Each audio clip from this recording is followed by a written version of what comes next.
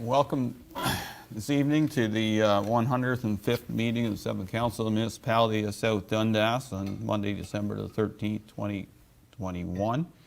I've already officially called this meeting to order, and we've had a closed session of council since 5 o'clock till now, and I apologize for being a little late. We just wanted to get through the items we'd like to get through.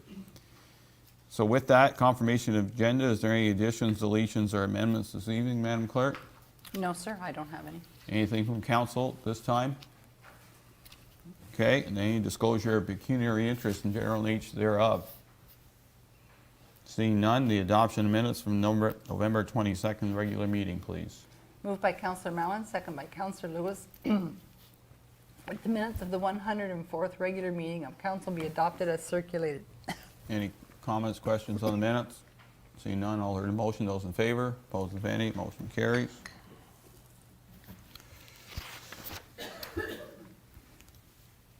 So tonight, we'd like to welcome a presentation from Rideau St. Lawrence Utilities. I'd like to welcome Simon Wu to welcome, Simon. Thank you very much. And I'd like to welcome our South Dundas rep back to the show, John Allison. Welcome, John. Thank you. Don't fall asleep on us, please. Try not to.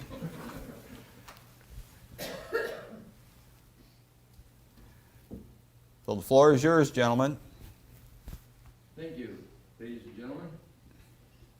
Thanks, Council, for the invitation to update South Dundas, shareholder of Rideau St. Lawrence. We are pleased to have with us the new CEO of Rideau St. Lawrence, Simon Wu, who will give his introduction at the end of this report. Rideau St. Lawrence continues viable and healthy in spite of the COVID-19 pandemic. Rideau St. Lawrence has a total of 17 employees, all fully vaccinated. Through November, we had 13 physically working out of the office daily, including one in Morrisburg and at least one manager in Prescott. Employees are kept at a safe distance and must wear masks whenever they are away from their workspace or other employees approach their work area. When not in offices, but on a weekly rotation of 4 employees, balance is in a work from home mode. So the office staff, part of the time, is working from home. This may change to a more usual operation, I was going to say later this year, but I'm not sure. That might be a little bit premature, the way things are going with COVID. So hopefully it'll be early next year. Rideau St. Lawrence has implemented a COVID action plan, which includes space and barriers, air purification, hygiene stations, administrative protocols, sanitation protocols, screening procedures, masking procedures. RSL adheres to all guidelines established by the local health unit. For the time being, offices are open to the public, but on a controlled, limited access. But service to the public is a top priority. Operations staff, line crew wear protective equipment when working, maintaining safe distances or separation, including while at their lunch. Crews are no longer separated but masked. We had been running 2 crews, kept them separated because, of course, we have limited employees and we didn't want a problem. That's now changed and they're no longer separated.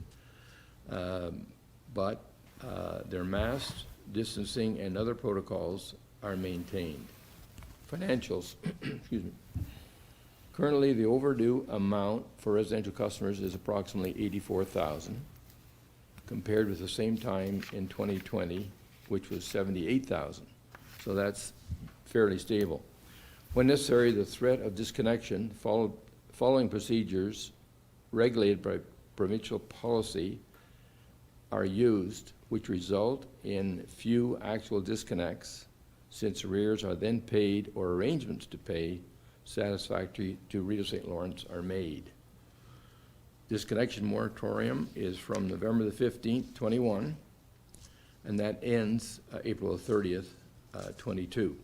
So then after that date, following proper procedures, disconnections can happen. To maintain cash flow, close observation of account arrears are always part of an overall good management of electricity distributors such as RSL. As we all know, COVID-19 has had a large impact on every business. Rio St. Lawrence has been very attentive to these problems, which presently appear to be abating as we gradually return closer to normal. Most of our customers do realize the essential service electricity provides and make every effort in maintaining payments of their accounts. Industrial and commercial accounts are current with the exception of some small accounts. Where there are account problems, Rio St. Lawrence works with customers knowing both sides the important value of electricity as to the continued operation of a business enterprise. Rio St. Lawrence, as usual, employs short-term borrowing, which varies each month between $0 and several $100,000, depending on requirements to pay accounts, the largest, of course, being the power bill. Much of other debt has been reduced or eliminated. Accounts payable are up to date. Company growth is continuing, including a new subdivision in Westport, which by the end of the year may increase 25 new residential customers. There's a new condo in Prescott, and the large expansion of Ross Vidigo, Iroquois. The major expansion of Bell construction of fiber to the home, resulting in substantial RSL distribution lines expenditure, which is reimbursed by Bell, and other new customer and infilling connections. The Bell project, that's the fiber to the home, will continue into 2022. It'll be in Morrisburg and Iroquois. Management. As necessary, the board holds meetings, both virtual and physical, attended whereby operations and particularly financial aspects are monitored and discussed. Asset management, including the 5-year plan for major company expenditures and distribution plan with updates, are part of discussions. At present, management has completed a very important financial document, the cost of service rate application, which has been submitted to the Ontario Energy Board for approval. The post-submission execution standard time takes about 8 months, so it'll be a little while yet before we hear back. This will govern the financial operation of the company, including electricity rates to our customers and expenditures for the years 2022 through 2026, and the financial profitability. All electricity distribution companies in Ontario must follow this application requirement. Significant change in the management of RSL has happened in 2021 with the retirement of John Walsh, President and CEO. We are grateful that John led the company under his capable management since our inception in 2000, a long time ago now, incurring many changes to provide a successful distribution utility, an asset to the electricity customers it serves, and of course to the shareholders. As of September the 1st, 2021, after an extensive search, we have a new President and CEO, Simon Wu, who comes with extensive corporate management experience to lead the company into its future continuing success. We'll try to answer any questions you may have. Okay. I'll call on Simon first to do his presentation, and then we'll have questions, comments, concerns on both after. So welcome, Simon. Thank you. Thanks for the opportunity, and happy to be here.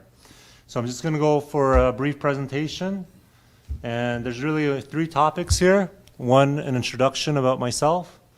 2nd, a South Dundas as a shareholder, and South Dundas as a customer, because you guys play both roles for us. So my background is, I grew up in Toronto. Don't blame me for that, it wasn't my choice, but that's my background. And when I selected a school, I chose Queen's. I studied engineering, and I fell in love with Eastern Ontario. And at the end of my studies at Queen's University, I decided to apply for Procter & Gamble and went to Brockville, in the city of Brockville. And so I've worked with Procter & Gamble for 15 years. And when we're shutting down the plant, after that project was complete, I made a decision to no longer stay with Procter & Gamble because the career would have taken me internationally. And when I was away for 3 years in my past in Maryland, I realized all my vacation was taken driving back to Eastern Ontario to visit family and friends. So naturally, you want to stay here. And so this opportunity came up, and now I'm able to work for Rideau and be part of the 4 lovely communities, South Dundas, Prescott, Westport, and Cardinal. So I'm glad to be here. So under the holdings company of Rideau St. Lawrence, we have 3 individual corporations. Basically, there's the distribution company, which distributes electric energy. And then we have Rideau St. Lawrence Utilities, as well as Rideau St. Lawrence Services. These 2 companies have 3 affiliate businesses for us. So the affiliate businesses are 1 in water metering and billing. Second is that we do fiber optics. And third, we have a small water tank rental business that we also run. Okay? And so what I'm going to talk about under the holdings company is I'm going to talk about the dividends that South Dundas as a stakeholder gets, a promissory note, and the images from PowerPoint display promissory notes as music, right, music to the ears. And a delivery fee with a truck, although we don't use trucks to deliver our electricity. But I thought it was funny, so I left it on. All right, so the holdings company and dividend history for South Dundas. So South Dundas is, last I checked, is 33.6% has a stake of our corporation. And annually, the company has generally given back in dividends, $160,000 overall, and this fair share of 33.6 is $53,809, and that's been happening except the year 2020 through the COVID year that was there, and so we aim to continue that as ongoing dividend for our shareholders. The promissory note. So separate to the dividends, we have a promissory note. The interest is currently set at 3.72. So that 3.72 interest is usually adjusted at every cost of service, although it's decided annually. So the cost of service deems the Ontario Energy Board and the cost of service sets a rate for both long-term borrowing and short-term borrowing. So we set this promissory note as a long-term borrowing rate of 3.72, and the interest that follows is displayed on the PowerPoint.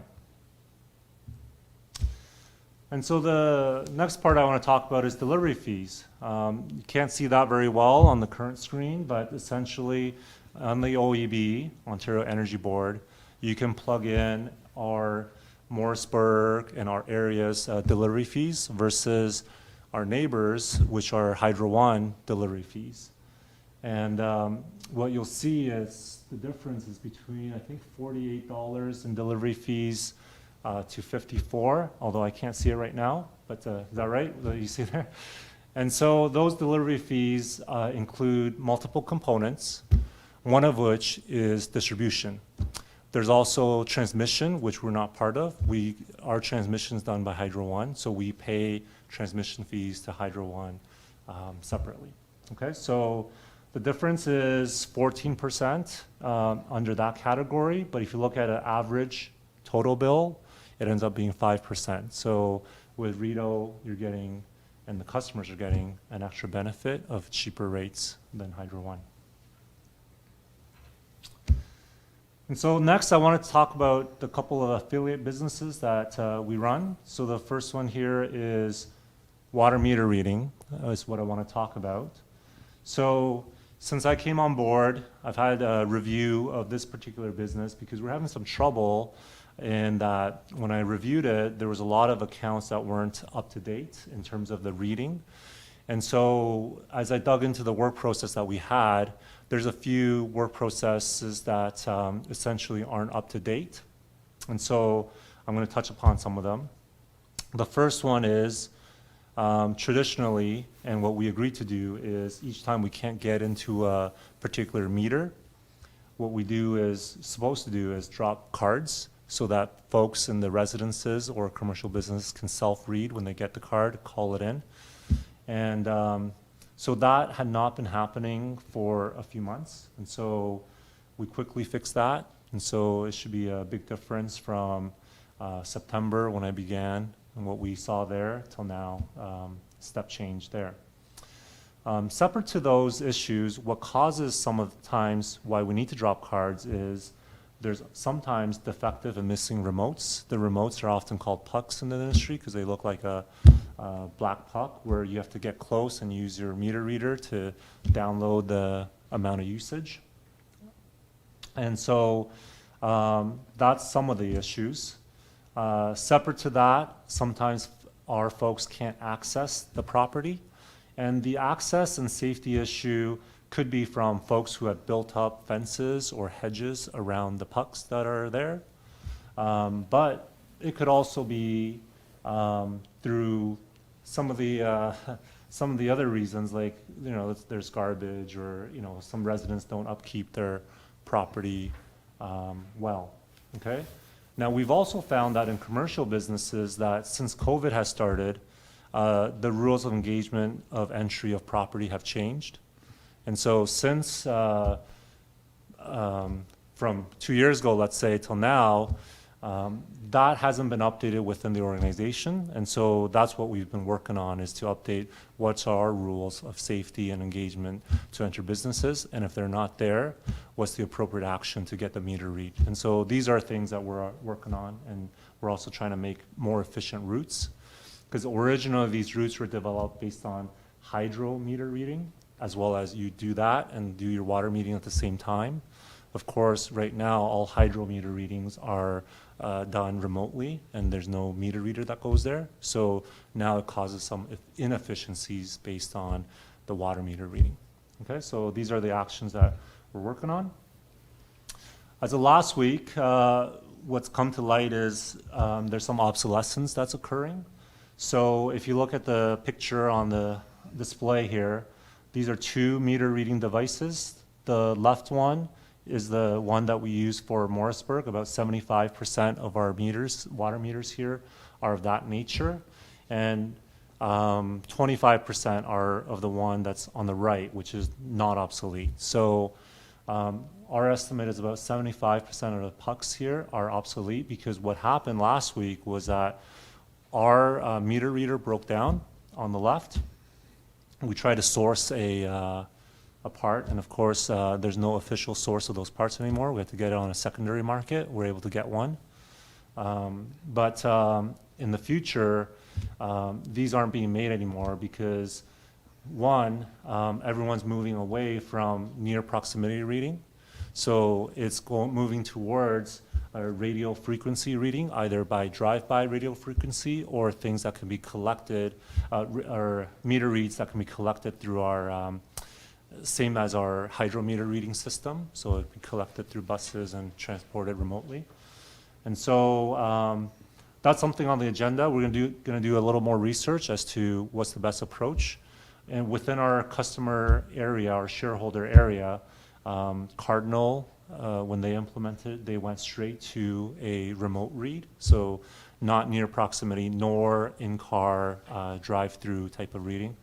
And so we're doing some research now, and I hope to get some more information to work with the municipality of South Dundas to provide kind of what are the best approaches going forward.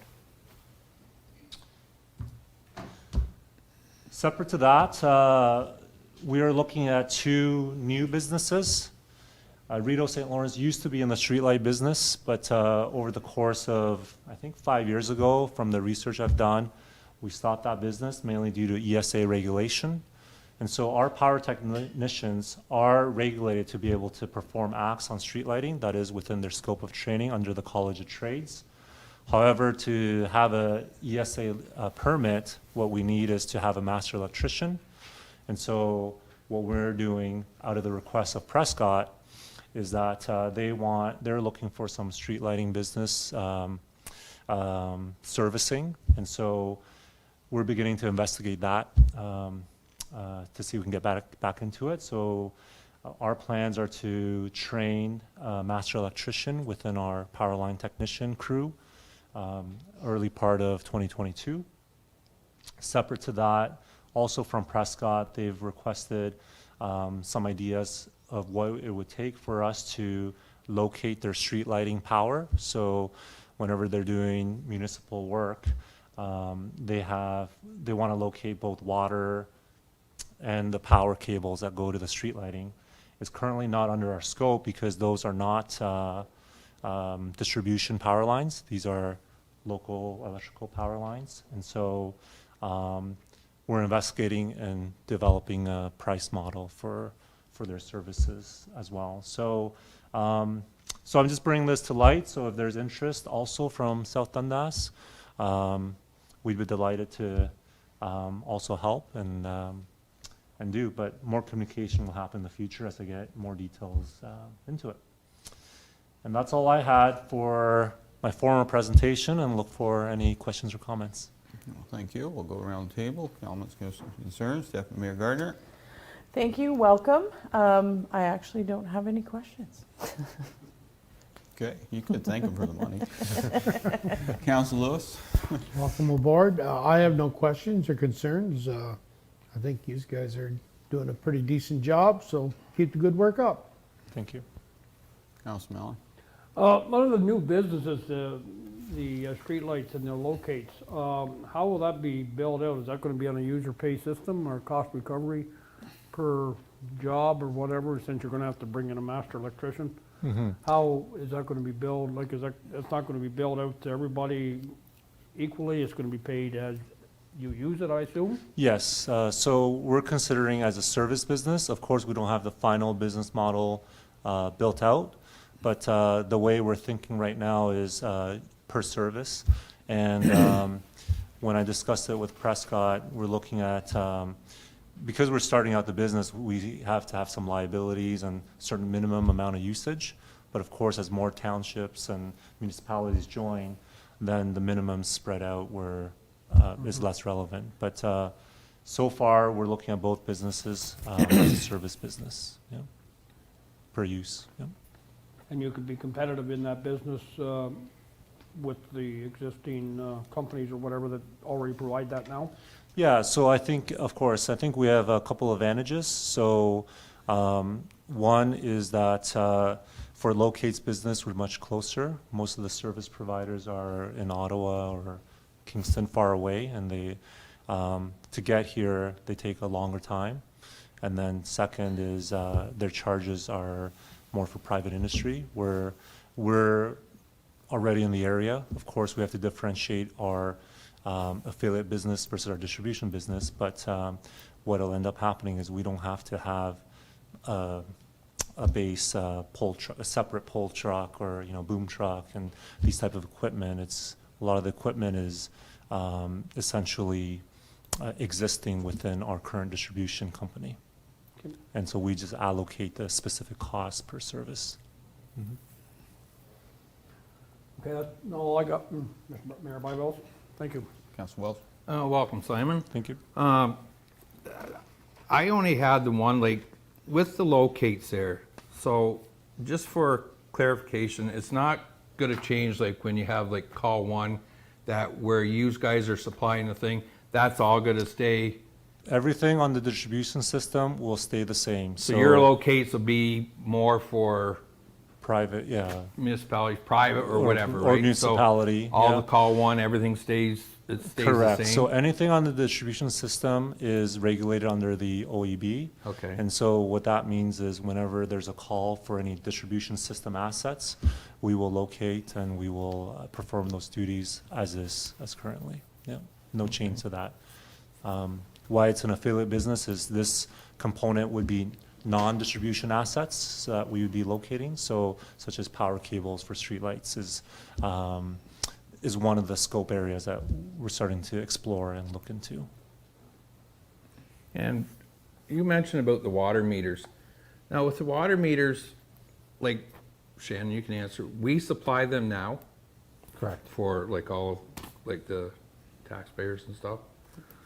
Okay, so we would have no idea how much that would cost, like if we go to this full remote system, like, you haven't looked into it, like obviously we'll have to if we decide to go that route, but I'm just curious, like you said, Yeah. Cardinal went and, Yeah, so when they They're- started their services, they started that way. So I just got a contact today from one of our employees, one of our staff. And so I plan on reaching out to them to understand what their implementation was and what that looked like.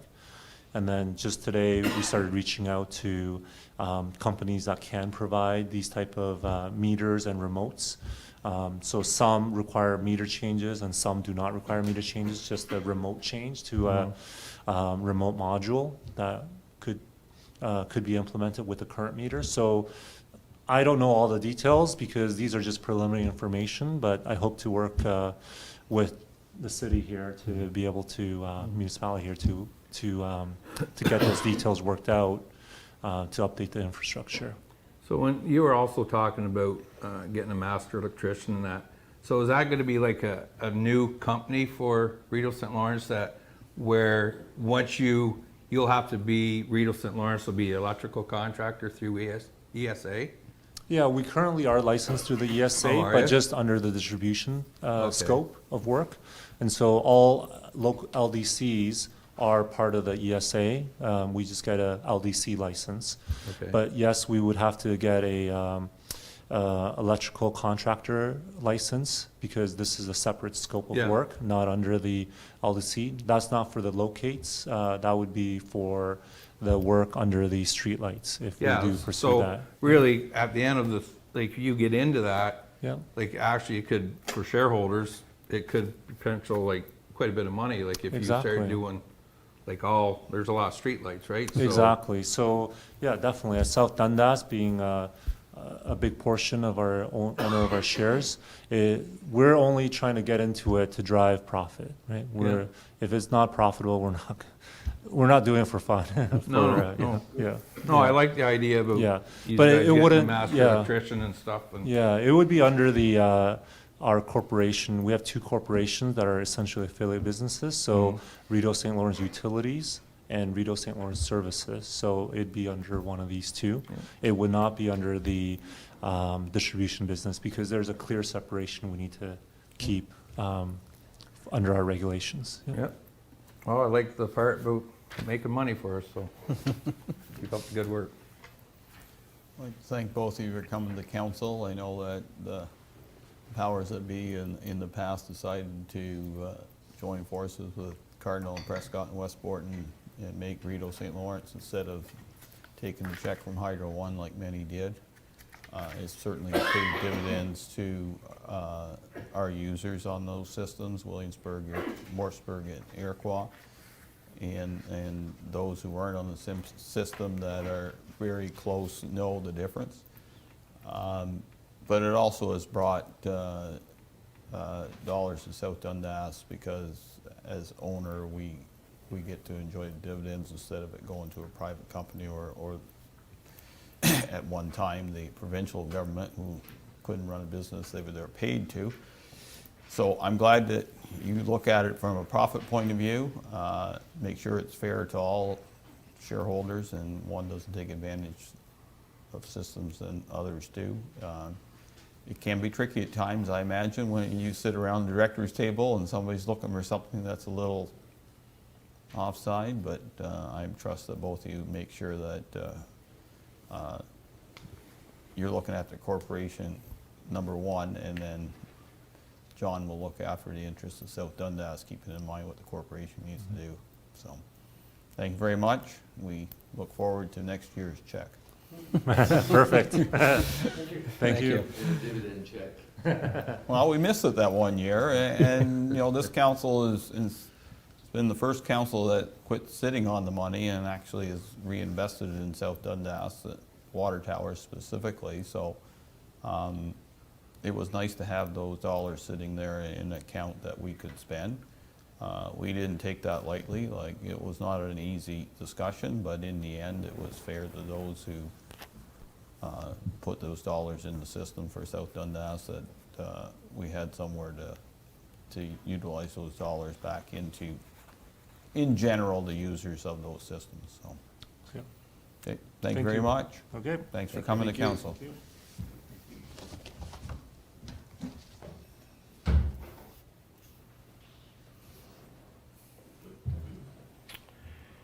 What's next here?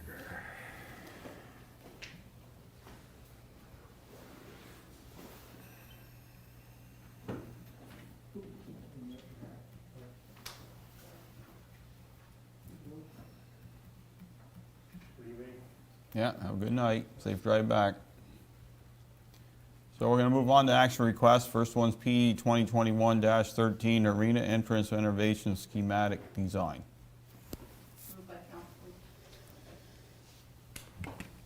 Moved by Councillor Wells, second by Deputy Mayor Gardner, that council accept report P 2021-13 to award the conceptual and schematic design services for the arena entrance renovation to Architecture 49 for a price of $39,950 plus HST.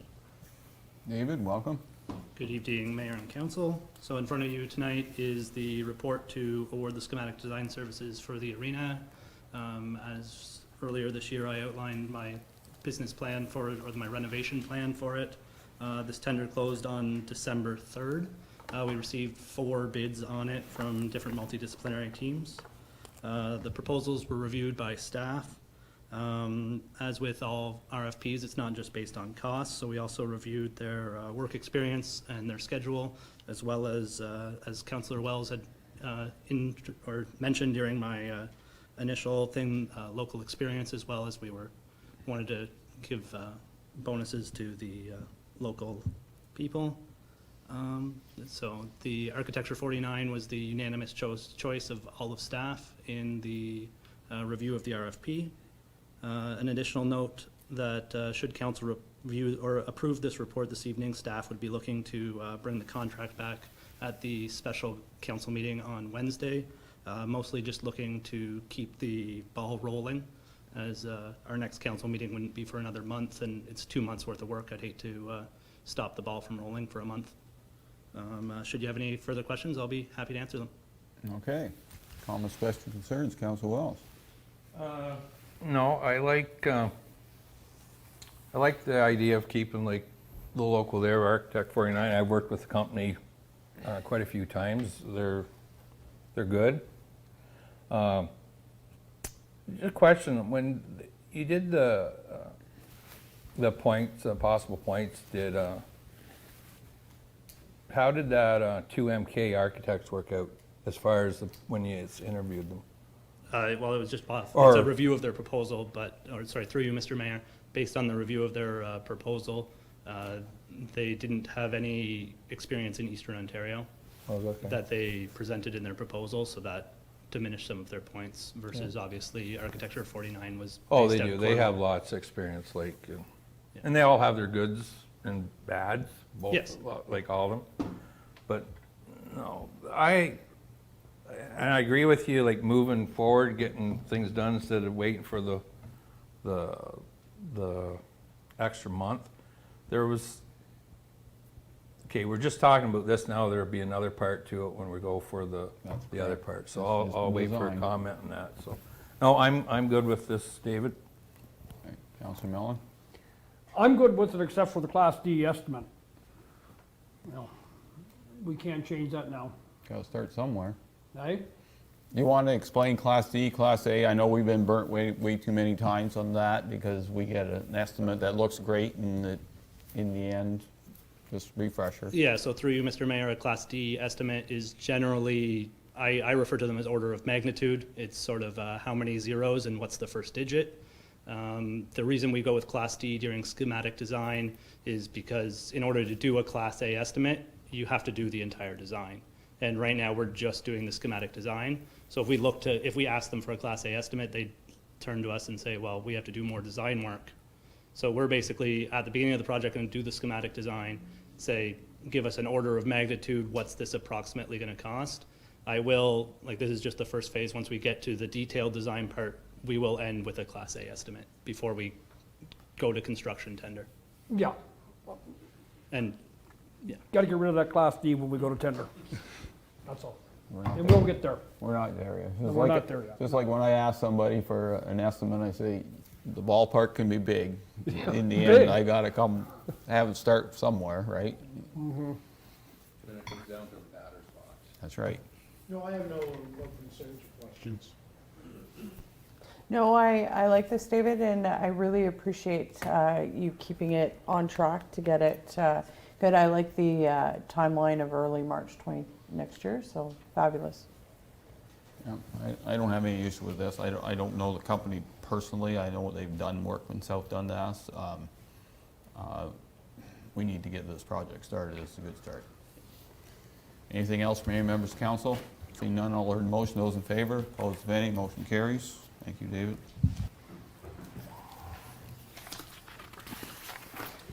Next report is FES 2021-10 Firefighters Years of Service Award. Moved by Deputy Mayor Gardner, second by Councillor Wells, that council accept report FES 2021-10 to approve the South Dundas Fire and Emergency Services Policy 0117 Firefighters Year of Service Award. Chief, welcome. Thank you, Mayor and Council. At a recent meeting with Council, we talked about the awards for long-term service with the South Dundas Fire and Emergency Service. At that time, we explained to Council the tradition that we gave out plaques to firefighters who served 20 or more years. The plaque contained their leather patch from their helmet and a thank you message. At that time, Council directed us to bring back a policy to be passed for firefighter long service awards. This would change the length of service to 10 years or more for the thank you plaque. The policy before you addresses that. This policy also gives those who serve less than 10 years of service to the SDFES the opportunity to purchase their leather patch from their helmet at a set price if they wish to do so. I'll be happy to answer any questions that you may have.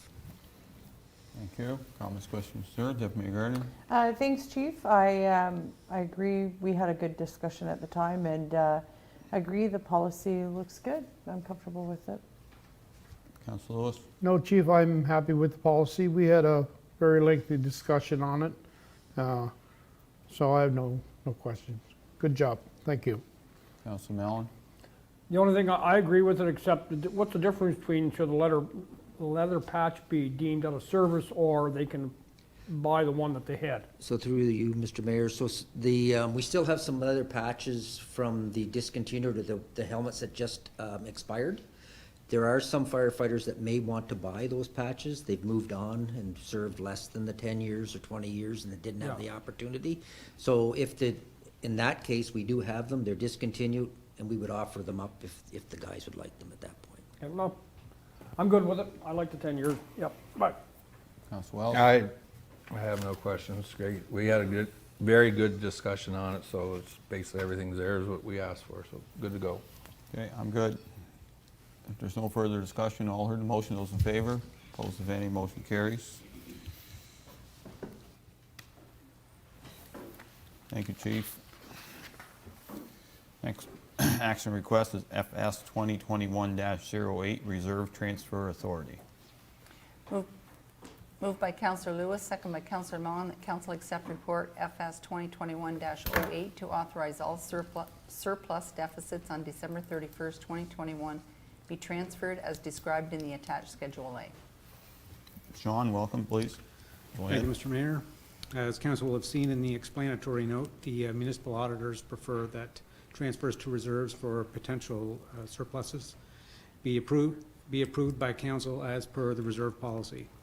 The attached list, which admittedly did not copy well into the agenda, is not exhaustive, as at this time of year, of course, all year-end costs and revenue have not yet been realized, and staff will leave any future surpluses after that, after December 31st to be transferred by the guise of the auditor. If you have any questions, I'll try and answer. Okay, Council Wells, start, please. No, I'm good with everything, Sean. You're, no, go ahead. Same as I'm good. every year. I'm driving on, Mike. No, no questions. Okay. Just a point of clarification, Sean. Vast majorities of these reserve funds, our council can raid for whatever purpose they would like. Some of them no, some of them yes. Yes, Mr. I get a little concerned when we just, it seems like a general dump, which is fair enough. I understand, sewer reserve and water reserve and those kind of things, but where I get a little concerned is some of the operational stuff, winter reserve, stuff like that we may want to raid for other purposes. Technically, we can. Yes, Mr. Mayor, it's under the authority of council that any reserve can be leveraged for whatever purpose. Reserve fund, it doesn't exactly have the same flexibility, as it depends on how it was initially set up. But again, council does have the ultimate authority on how these funds are to be guided. We do tend to set up earmarked funds which are put in for a specific purpose. But again, if council sees fit to move that money elsewhere, that's under your authority. Okay. Clarifying that. Anything further from any members of council? Seeing none, I'll order the motion. Those in favor? Opposed, if any? Motion carries. Thank you, Sean.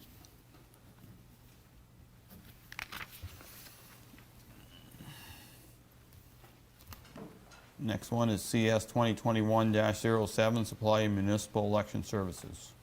Moved by Councillor Wells, second by Deputy Mayor Gardner, that council accept report CS 2021-07 to approve the request for proposal for the supply of a voting system for the 2022 municipal elections to IntelliVote Systems Incorporated for telephone and internet, and further authorize the clerk to execute the necessary documents, and that those municipalities that require tabulators proceed to secure them independently. Go ahead. Thank you, Mayor and Council. Jointly, the municipalities of SD&G have sent out the RFP for elections, and we've decided on IntelliVote. They were the only ones that can supply, and we used them the last time, so we feel comfortable with them. They didn't let us down, so they're the only ones that can supply what we want, except tabulators. So we're all going independently to find tabulators now. And if you have any questions, I can answer them. Okay. Comments, questions, concerns? Deputy Mayor Gardner? Worked pretty good last time. Good. Council Wells? Right here. Last time, what was the budget for the elections? Was it 50,000, or Yes. it's the same then? Yes, it is. Okay, that's the only question I have. Yeah. I think we could cut down on that, but anyways, we'll just leave it at that for now. It's a necessary evil in a democratic society that we spend money on elections, and I'm going to trust the clerk to spend Yeah, whatever it actually, takes I to was have gonna a fair and honest election. The last one actually worked in our favor fairly well, but I mean, overall, I will say that having experienced in 2014 where it was a disaster, compared to 2018 where things ran smooth and people knew, all the candidates knew what was going on and could use the list and make them effective for their own purposes, which is fair game, worked well. And in the end, we had our results within half an hour. Yes. So, those kind of things are important not only to the candidates, but also to the residents, that they feel comfortable that the democratic process was handled fairly and squarely, and there was no inappropriations. When they land up being almost midnight to get the results out, people start questioning it. The press really make a question out of it and make a big statement of it, and fairly so. So I think if IntelliVote did the job the last time, hopefully they can continue on. And as I said, we have to trust the clerks to run this election on behalf of our residents, not on behalf of council. I can almost speak for the clerk right now. She probably doesn't want to be in this next coming election. She'll probably just want to be on the sidelines, but that's another Well, story. right now, she is our current clerk, and Yeah. she has a vast amount of experience with elections, all sorts of elections. I agree. If there's nothing further, all heard the motion, those in favor, opposed if any, motion carries. Thank you, Brenda.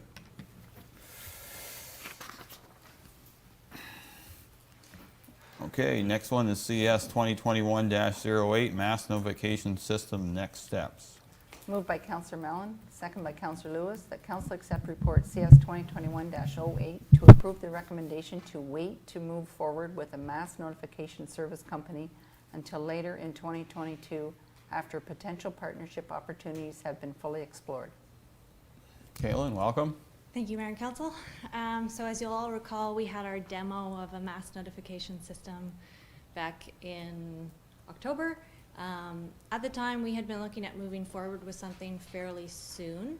However, I'm coming to you today just with a recommendation that we hold off because the counties is looking into a similar system. Now, this is not to say that we're going to go with the counties. There's no commitment that we're making here. All I'm asking for is time at this stage because I don't want to make a decision that's not going to be the best one for our residents. And because I don't have all the information, because I don't know what the counties is doing, I need that time.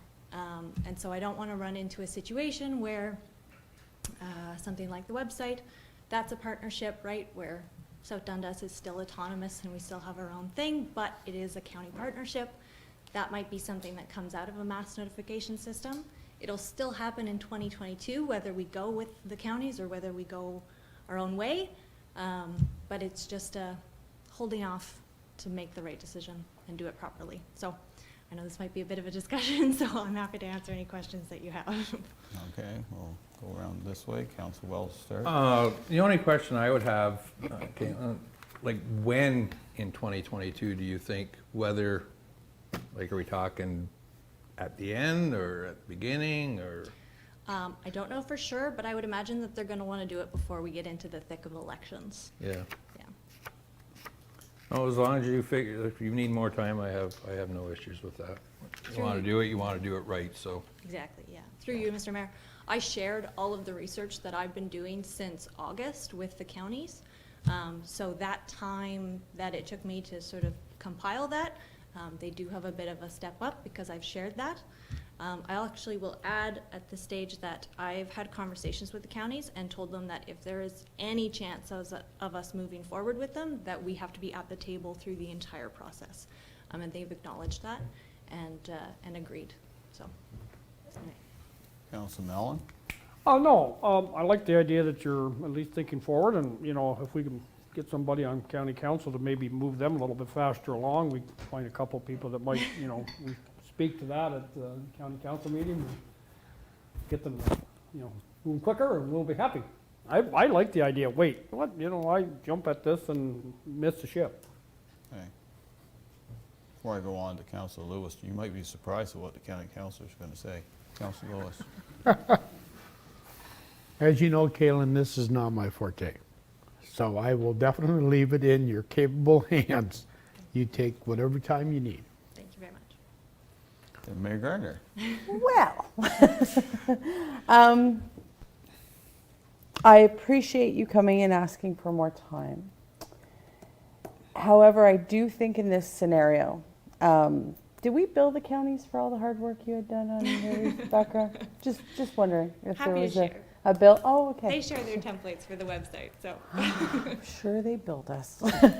But with this particular situation for this reporting system, I'm pretty sure if we had a whiteboard and we listed what the counties would use it for and what we would use it for, I will guarantee you our list is going to be a heck of a lot longer. So my concern is waiting at the risk or waiting at the impairment of our residents for something that in essence is only going to be road, probably the majority of it's going to be transportation on the county's end of things. Maybe they'll throw in a few other things, but for us, for a municipality to kind of lead the way, I'm always a big cheerleader for that, and I really would like to see South Dundas lead the way on this. I don't see, to our benefit, because the actual system is not expensive. We're not looking at tens of thousands of dollars. We're looking at a very reasonable system, and just being able to notify our senior residents by landline. I mean, that's something that I would like to see sooner rather than later. So I appreciate your wanting to work, and I think collaboration is a great thing. But in this particular case, we're waiting for a partner that is not going to use the system the way we're going to use it, and so many applications. So, and I don't see massive cost savings. So I'm not a fan of waiting for the counties. Okay, so I'm going to echo everything she said. I'll give you more time to get the system running up. And I'm looking at the three that think this is the easy way out, that Deputy Mayor Gardner's right. Counties only need it for transportation. Our list is long, and we can really benefit from it. And it's nice to be at the forefront instead of somebody saying at counties, oh, that's a good idea, let's work on it and see if we can make it work for us. And then they're the big people in the room, and all of a sudden the big people take over, and it's not our system anymore. It's a lot harder to work with. I'm willing to work with the counties in reverse on this. We started up. If they want to tail in on the system, I don't have a problem with that, but I think we should be the leaders in this. I think the system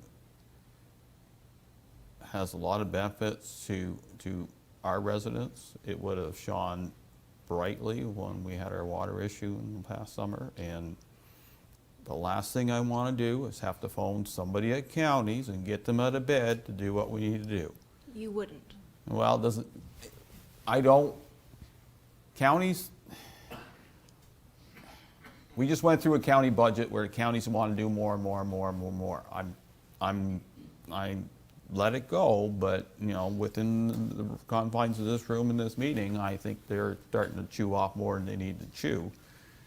And we as a lower tier need to sometimes do what we need to do to make sure we look after our residents instead of them worry about where the snowplow gets stuck and County Road 20 out in Maxville, because that'll be exactly what we're going to hear. So if you need more time, to a point, yes, but I'm not here to make a partnership with the counties on this. If they want to come in after, I think what you showed us that time showed you brought something to the table that could really benefit this municipality, and I was enthusiastic about it, and I still am. I don't want to stop that train. I'm ready to roll and do it. So, Councilor Mellon? Would it be fair to say, Mayor Byvells, we give the counties 1, 2, 3 months to get off the pot, if you will? I agree. I mean, we move sooner than later, but some of the points that you've raised in here are, about, double login and whatever, make valid points. So, and I do agree that the system's gonna be used a lot more for us than probably, finding out which county road is plowed or isn't plowed, but, how much time do the counties, I'm not willing to give the counties 5 or 6 months, but a month or two, It wasn't part of, test the water and see what. I didn't see anywhere in the budget they were talking about this. They didn't. No, zip. So it's not on this year's budget at all. It's not within the budget document, not saying it's not part of the communications, because there's always this dollars you can have to decide for future projects, right? And you may not, you It was not on budget their something horizon there, as but they far- did not mention it, let's put it that way. If not on their horizon or their, outlook for this year's budget, then we'll drive along. I thought they were already sort of talking this, but there hasn't been anything come across county council desk then?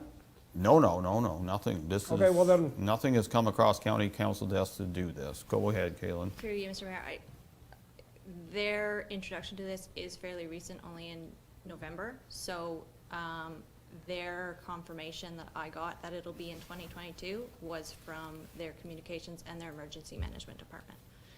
That if they're gonna do it, it's gonna happen this year. Okay. I'm not saying it can't. I'm just telling you that it hasn't been at county councils anywhere near anywhere on county council tables. So, anything further Well, before I no, go to Councilor Wells? if you guys aren't aware of this and it hasn't on their budget, you know, why wait for them? Drive on. I thought this was sort of something that was already discussed, I guess, if you will, or, no, okay, well. Yeah. Now, since the new information I just heard here, now, I would agree with like the mayor and that, but I'm gonna ask you, like, you don't need the counties to put this into a service, do you? No, So, I like what the mayor said about keeping it for us, not waiting now, like kind of move forward, keep the ball going. Then, if the big boys want to join in later down the road, we could let them, or I guess, I don't know, I guess let them. But no, like after hearing what I heard here, if it's not even on their agenda or in their budget, I think you're better off just keeping, because you say you don't need them, so just keep doing what you're doing, and you're sending all the info to them anyway, so you're better off just making our own and getting it going. Councilor Lewis, anything further? I'm not going to disagree with the mayor or deputy mayor. I think you're doing an outstanding job of what you're doing. And I'd rather see you in the driver's seat than the counties. I don't know their communication person, but to me it seems like you have it on the ball, and I'd rather have you in the driver's seat on this project. Thank you. Anything further? Yes. Go ahead. Thanks, Mayor. I absolutely 150% want you to go ahead with this. Just the fact that you shared information that they didn't already have this in play, I think that the residents of South Dundas, I know they put me here, so I protect South Dundas first. And as the mayor said, the water boil thing, this would have shown so brightly. And the reality is, people are going to look out the window and see it snowing. It's not going to be a surprise that County Road 31 is a little snowy. But when it comes to water, when it comes to any of the other things that we have going on, this tool that you brought was probably one of the most exciting things I've seen at this table. So I love collaboration, and there's room for whatever, but let's give credit where credit is due. South Dundas is the one who presented this. You did to us. You did all the background work. Our residents will absolutely love this. And they can decide, because keep in mind, not everyone's a commuter. So to wait for 4 months, just so we don't have that duplication, like I said, I can look out and see that it's snowing. I don't necessarily need to know how bad a road is. But when I turn on the tap, if there's a boil water advisory, I need that information. So I don't want to wait. I don't want to wait. And when you roll it out, hopefully in the next couple of months, if they want more information, we can bill them. That's how it can work. So, yeah. Well, I don't know if I go that far, but I mean, I think you brought it to this council with a lot of enthusiasm and want to get going. I understand collaborations are good things.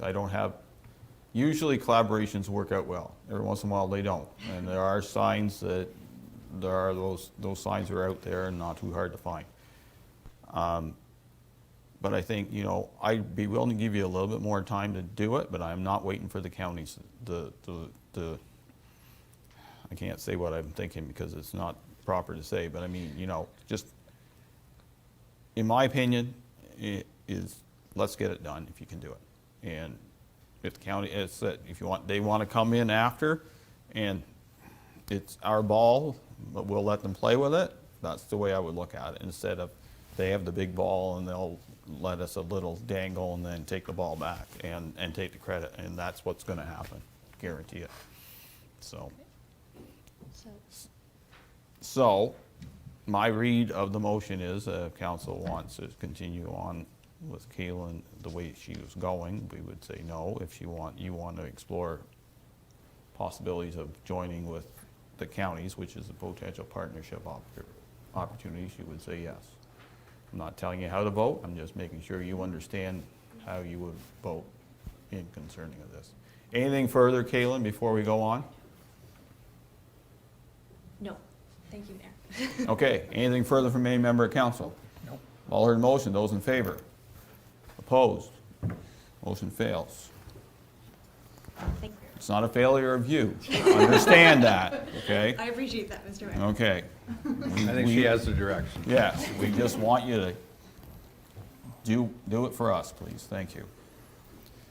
Bylaws, first one, 2021-126, fuel handling policy. Moved by Councillor Lewis, second by Councillor Mellon, that bylaw number 2021-126, being a bylaw to authorize policy number 6-13, fuel handling, be read and passed in open council, signed and sealed. Jeff? Thank you, Mayor and Council. So during the November 22nd regular staff meeting, Council presented a draft of the card lock fueling system for the policies and procedures for fueling our fleet vehicles and the equipment. Within that document, it outlined the following: glossary of terms, the legislation, the procedures for fueling vehicles, hazards for fueling vehicles, and how to handle in case of fire, in case of leaks, spills less than 100 liters, and spills greater than 100 liters. We had a great discussion concerning this topic. Some minor editing was done with the help of our office administration, and I'm just bringing this forward to create a bylaw. I can answer any questions which you may have at this time. Okay, are there any comments, questions, concerns from the new policy that we had already discussed but has been tweaked a bit? Any? Yes, Council Wells? Yeah, Go well, ahead. I'm not no, I do. shutting Like, down debate. we did have a good discussion. If there's something here you see, then go ahead.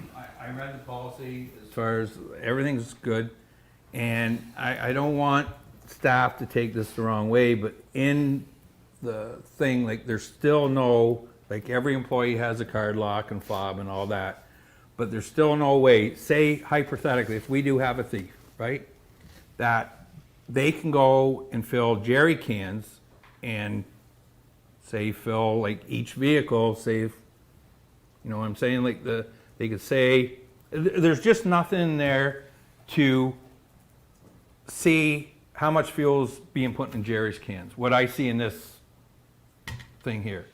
So through you, Mr. Mayor. Go ahead. Now we're talking the operations of the machine. So within the machine itself, a key fob is issued for the jerry can. So if once they swipe Instead of going, I didn't see that in there for, must be filled using key fobs for that purpose. Okay, never mind. There is important No, containers. it's right there. I missed it. portable containers. Yes, and just happened, the page is right in front of me, so I got nothing, no, everything's good now. Okay. Anything Well, I else? can miss stuff, like, That's okay. you don't ask, right? That's right. Anything? Yeah, and I think, it'll be a small learning curve for staff. I'm not, I think policy is good, as long as they don't get into the habit I would see, because I do it myself, is that, you bring the jerry can, you put it down, you fill up the truck, but then you fill up the jerry can, and the truck gets all the fuel, and, so I'll leave that up to you to make sure that they do it separate, and I think the system will give us some good use initially, and then the rest of us good information on where fuel's going and how much each vehicle is costing us. So I think, we all wanted that initially. So if there's nothing else, all heard the motion, those in favor, opposed, if any, motion carries. Thank you, Jeff.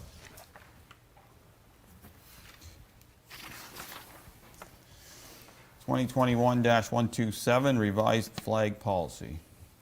Moved by Deputy Mayor Gardner, second by Councillor Mellon, that bylaw number 2021-127, being a bylaw to revise policy number 1-4 flags, be read and passed, signed and sealed in open council. Go ahead, Brandon.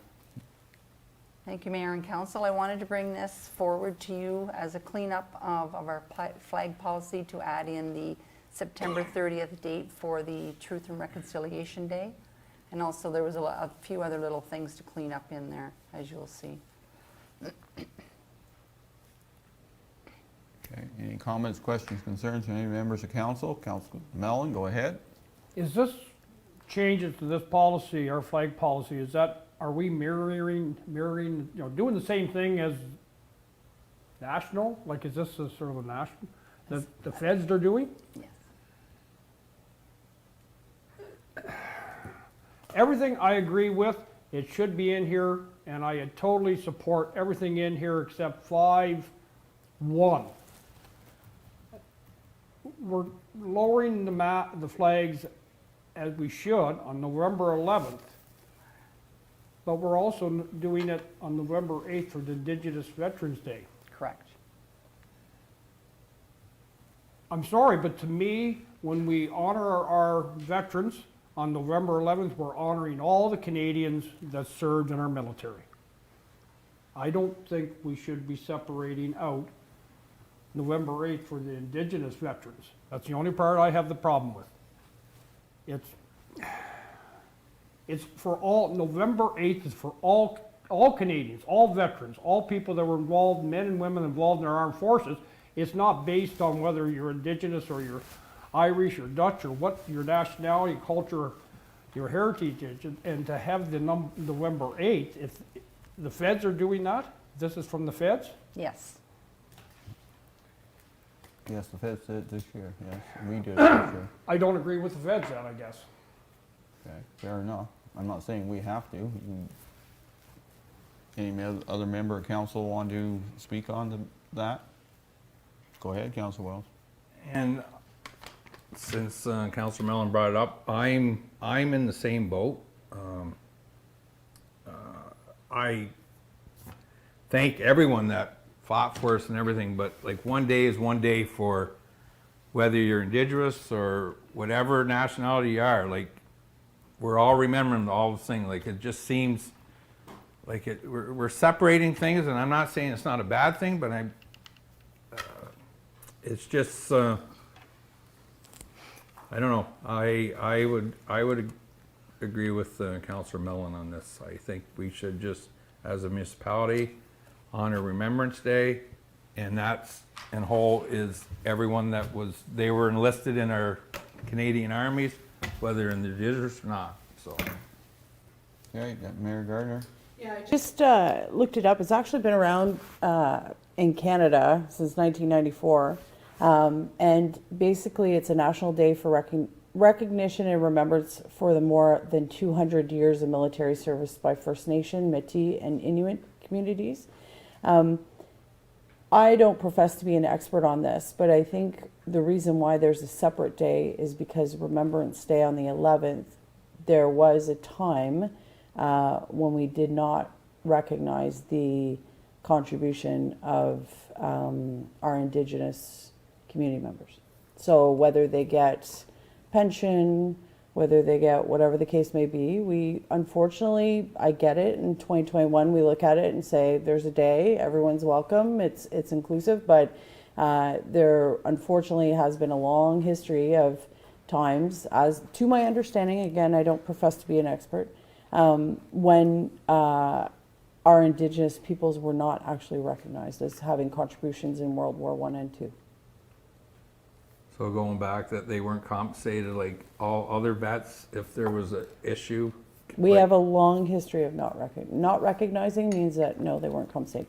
And I mean, keep in mind too, it's also part of that whole reconciliation mantra, right? Like it's part of the bigger reconciliation thing. So I don't see, if you've got two federal holidays, why we would not recognize the federal recognition. Councilor Lewis, any comment since you're the only one who hadn't spoken yet? I know where, excuse me, I know where Councillor Mellon and Councillor Wells is coming from, but I have to somewhat agree with Deputy Mayor Gardner. I think the Indigenous people got I don't want to say a raw deal, but they definitely weren't recognized for what they did during the war or wars.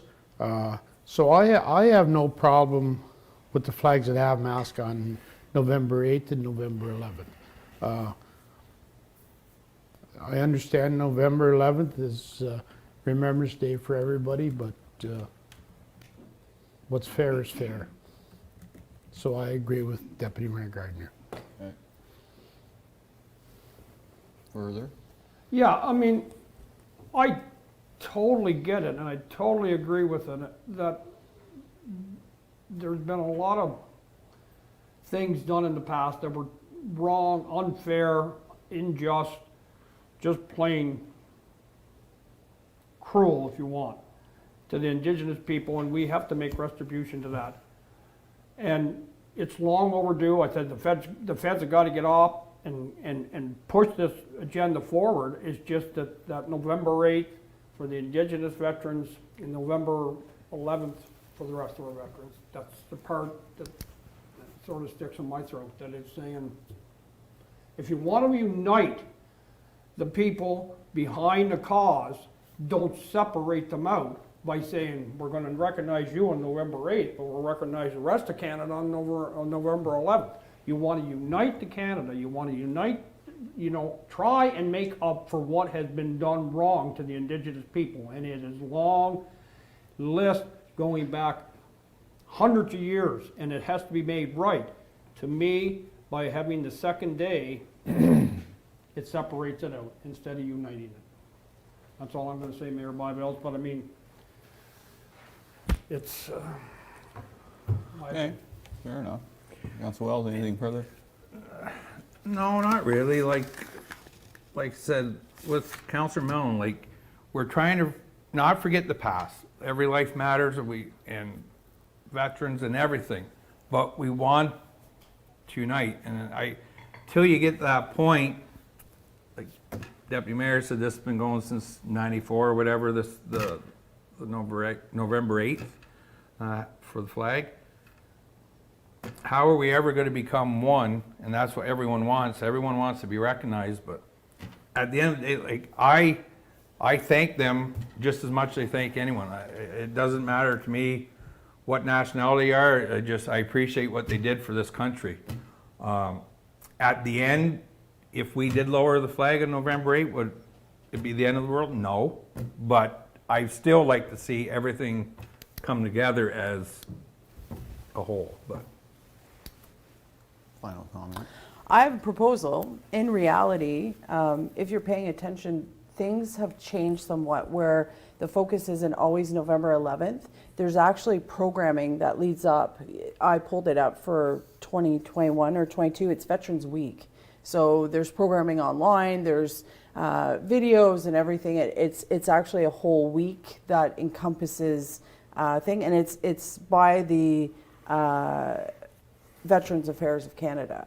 So if the discussion is to not have two separate days, to be honest with you, having it lead up to Remembrance Day from the Veterans Week as determined by Veterans Affairs Canada, that would be the solution that would make the most sense, because the programming is all week. It's not just November 11th anymore. There's video and stories, and in the schools it's not just one day, it's like the whole week. So maybe to encompass it's to lower the it's kind of like wearing your poppy, right? If you look at the protocols for poppy wearing, after November 11th, the poppy is removed. It's the lead up to it, so that's probably why they've had the Veterans Affairs Canada has a Veterans Week, and they've had it for a very long time.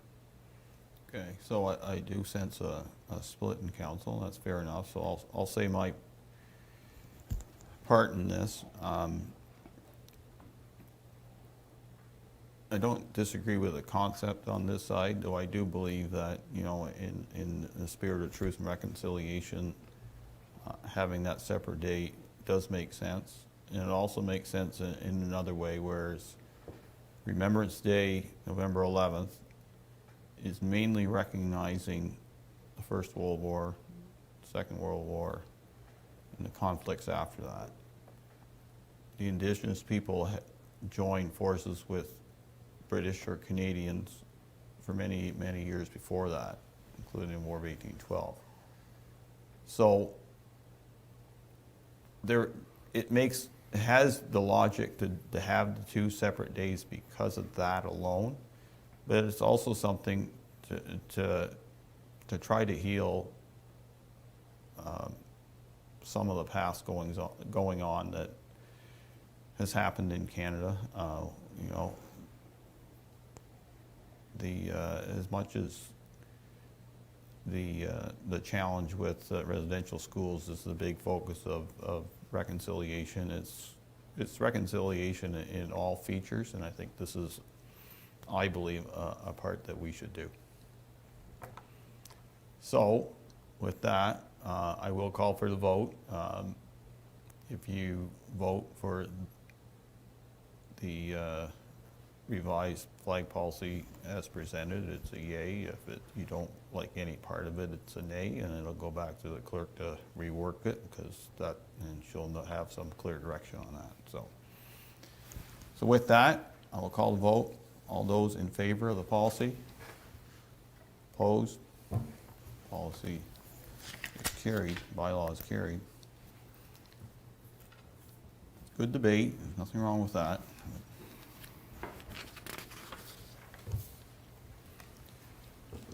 Bylaw 2021-128, amend bylaw number 2017-58.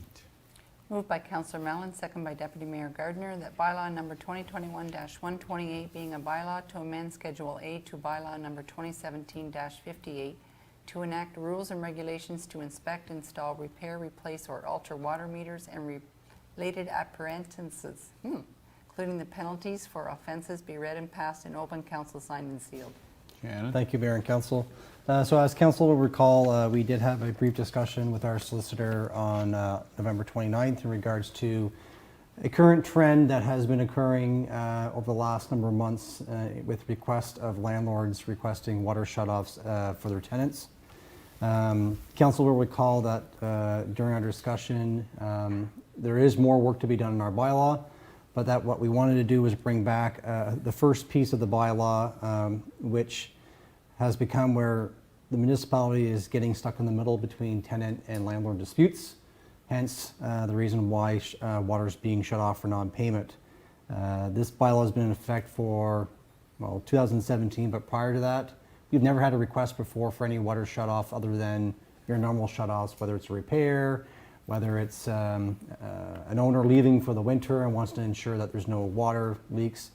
So this amendment tonight to the bylaw will provide that no further will there be any water shutoffs for disputes of non-payment of water arrears, but it will not prevent the fact of it being turned off for the certain reasons as outlined below. So if council has any questions, I'll be more than happy to answer them. And as I indicated, there is more work to be done in the bylaw, and it will be coming back in the new year with updates.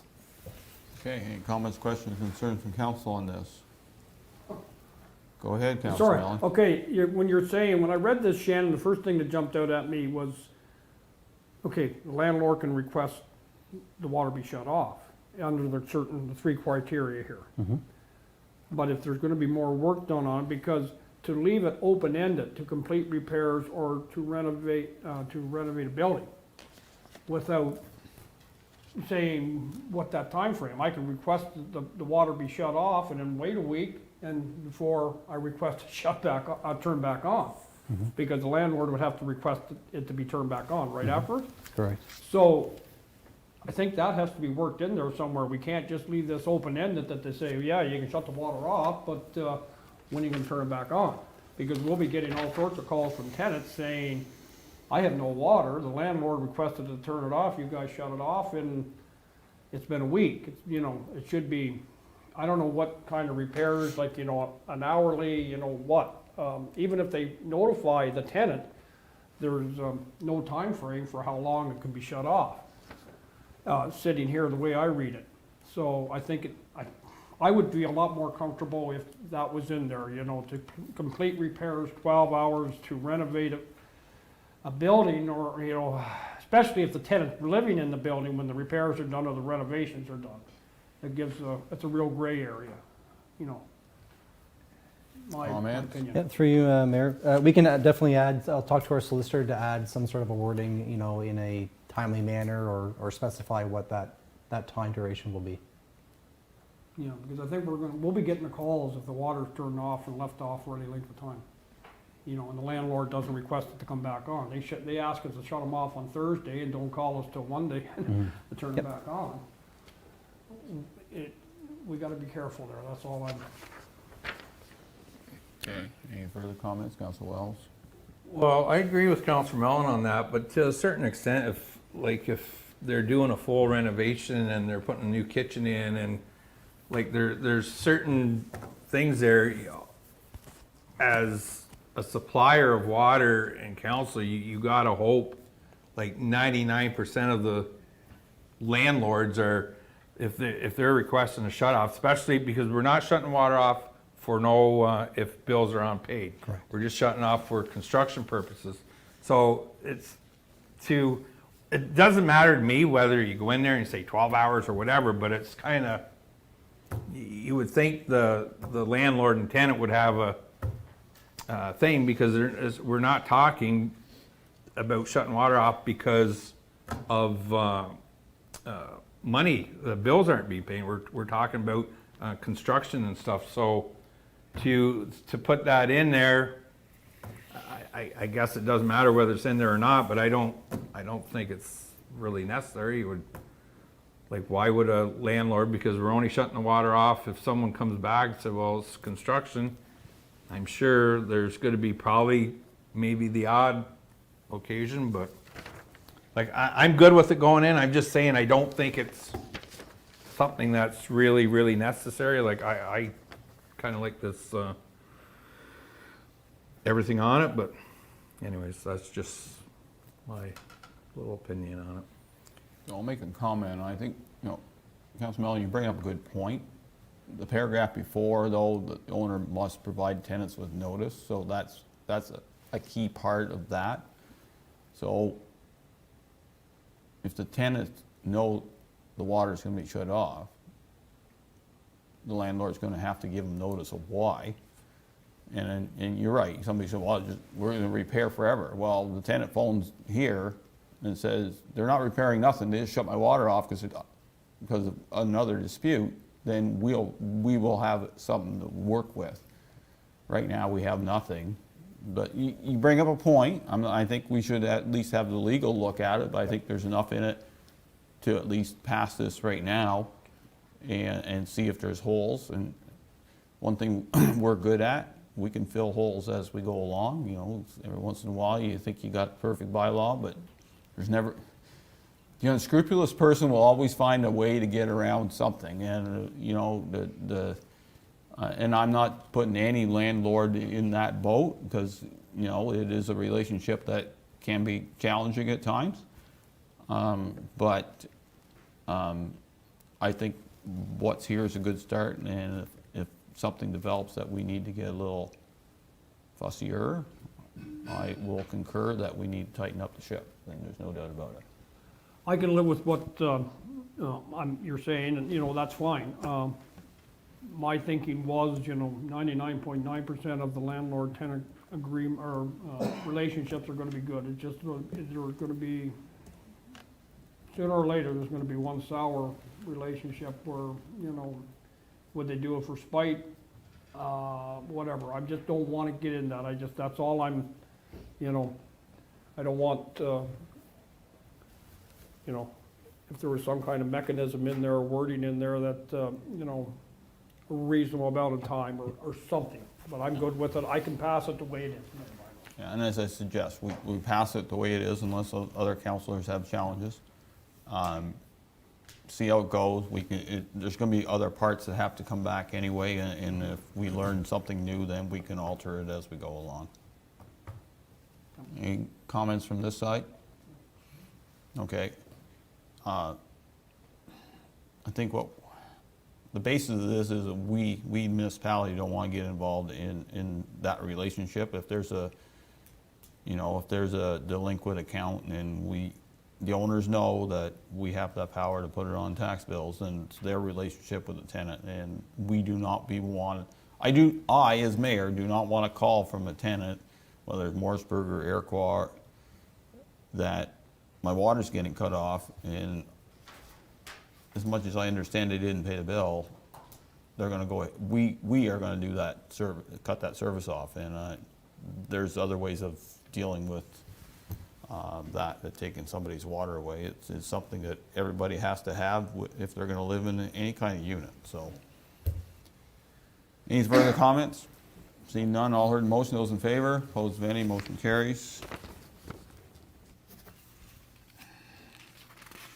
Next one, 2021-129, Service Ontario Lease Extension Agreement. Moved by Councillor Lewis, second by Councillor Wells, that bylaw number 2021-129 being a bylaw to authorize the extension of an agreement for the lease of property at 8 5th Street West, Morrisburg, with CBRE Limited acting as agent on behalf of Her Majesty the Queen and Right of Ontario, as represented by the Minister of Government and Commercial or Consumer Services, be read and passed in open council, signed and sealed. Read again. Thank you, Mayor and Council. This is for Service Ontario. They're requesting their fourth amending agreement for 5 years, and we've negotiated a 10% increase in their base rent over the 5 years. Okay, any comments, questions, concerns on this lease agreement? Go ahead, Councillor Wells. What is, you said 10% over 5 years. So what legally can we charge the government? Can we go over to the 2%? Can you go over the, through you, Mr. Mayor? Yes, well, we tried. We negotiated with them. We tried to go over the 2%. But what I'm getting at is the provincial government, which they are, they're the ones that set the standards for the increases for all tenants, like, or landlords. I'm just saying, you know what I'm saying? Like, if it's in there that by law, we should be able to get 2.2, we should be able to get 2.2. I don't think it applies to commercial No. arrangements. It's more residential arrangements, and that is 1.2, so. Just, I rent commercial to Yeah. City of Cornwall, But I'm you just saying. yeah. But you're locked in for the number of years, 'cause I know I seen it on the budget. I know exactly how many dollars you're getting. Yeah. But it was a big increase from the last person, so you did well. Anyways, it's just a question. I'm just throwing it out there. 10% is better than nothing. Yeah, and I think part of our challenge, Council Wells, is that we've had challenges with Service Ontario in the past where they wanted to walk away. So the last thing we want is nobody in that building. So if you get 2%, it's probably better than the 0.0000. So we have to kind of work with them, and knowing the clerk, she's probably asked for. I just like treating everything like a business, and we're in the business for renting. So if we can get more, anyways. We tried. I'm good. I'm good with the Service Ontario agreement. Anything further? All heard the motion. Those in favor, opposed if any, motion carries. They still have an out that's pretty rapid too, so not just life with Service Ontario and the federal and the provincial government or the federal. Consent agenda, please. Moved by Councillor Wells, second by Councillor Mellon, that all items listed under general consent section of the agenda be adopted as presented. So tonight we have a letter from the Ministry of Infrastructure concerning broadband rules for Ontario. Minutes from our Economic Development Tours Advisory, Iroquois Waterfront, Morrisburg Waterfront,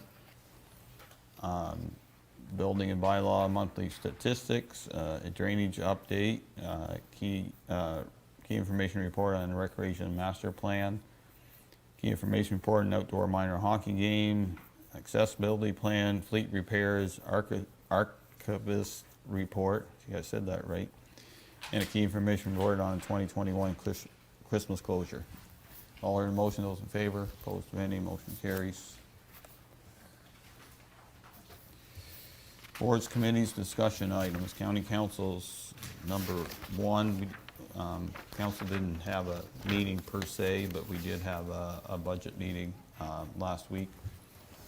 We haven't passed the budget per se, but staff came in with a 1.8% tax rate increase, which equates to about a 2.48% average residential increase.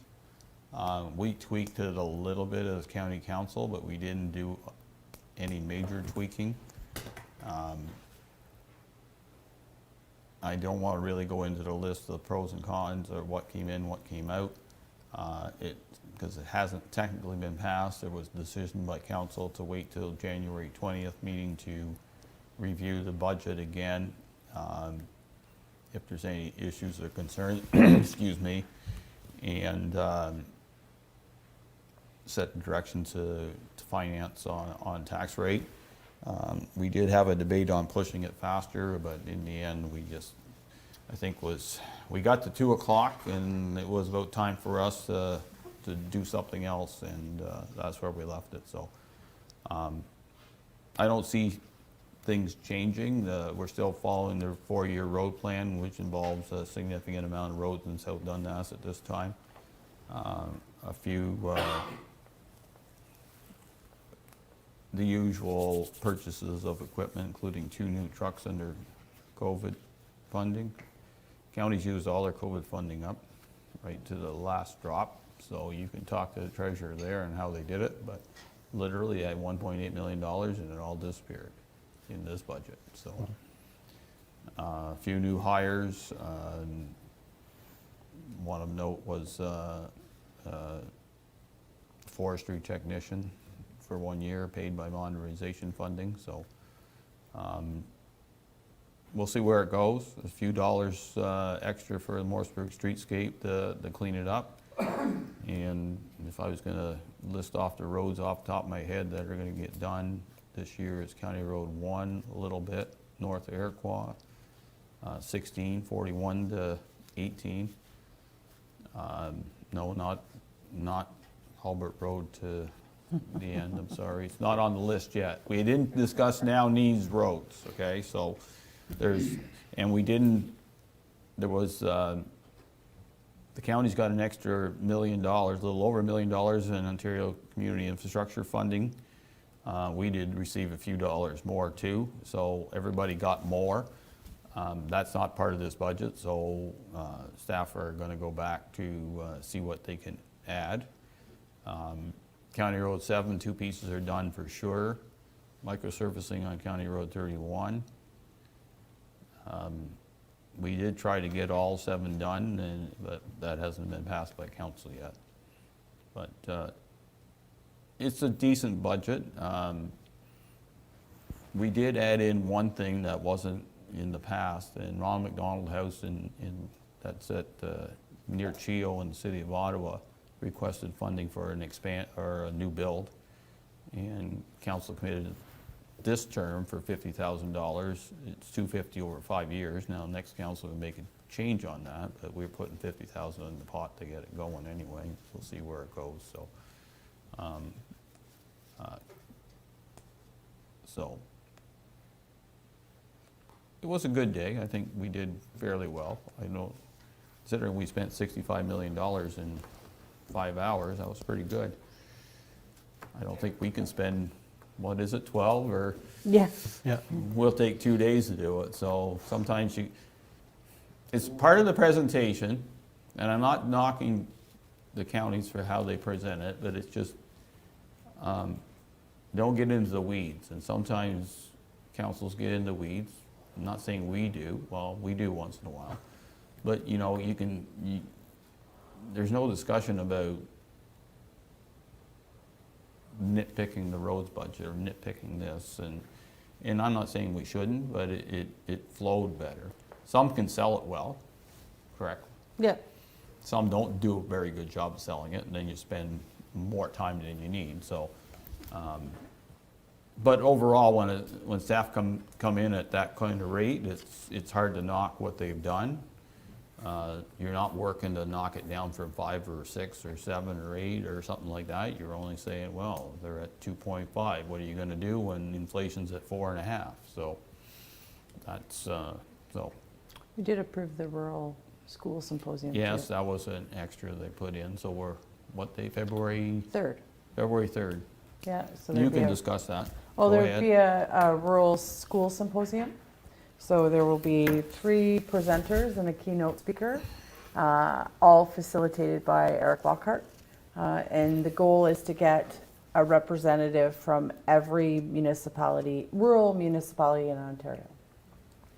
And the discussion keeps going. There was an article in the Standard Freeholder about some of the key points. I won't mention here, but some of the key points in favor of us suggesting it. So, yeah, discussion continues. So it's been, I don't think there's been this much discussion from around for a really long time, so. Yeah. Yeah, that was Warden Armstrong's last meeting, so, you know, this Friday is the Warden-elect Williams' inauguration, so it is a closed affair because of the numbers, but I'm sure it'll be up to the usual county standard when it gets done, and we have county meeting next week, Monday, yeah, next Monday. I haven't even looked at the agenda, so I don't even know what's on it. So. Any comments, questions, concerns on that? I can send the budget out if you want to read it. It's actually, I've got it. we can spend that much money in 111 pages. I just got one comment. You go ahead. There's a difference between us and yous guys, or counties, is just because we gotta try to find money, and yous guys have the money, so, Yeah. there's the big difference. But anyways. Yep. So, well, yeah, so the increase, I'll see if I can find that.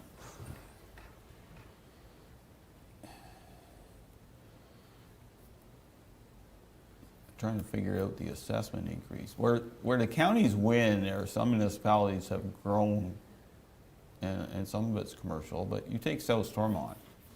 The growth in South Stormont is significant.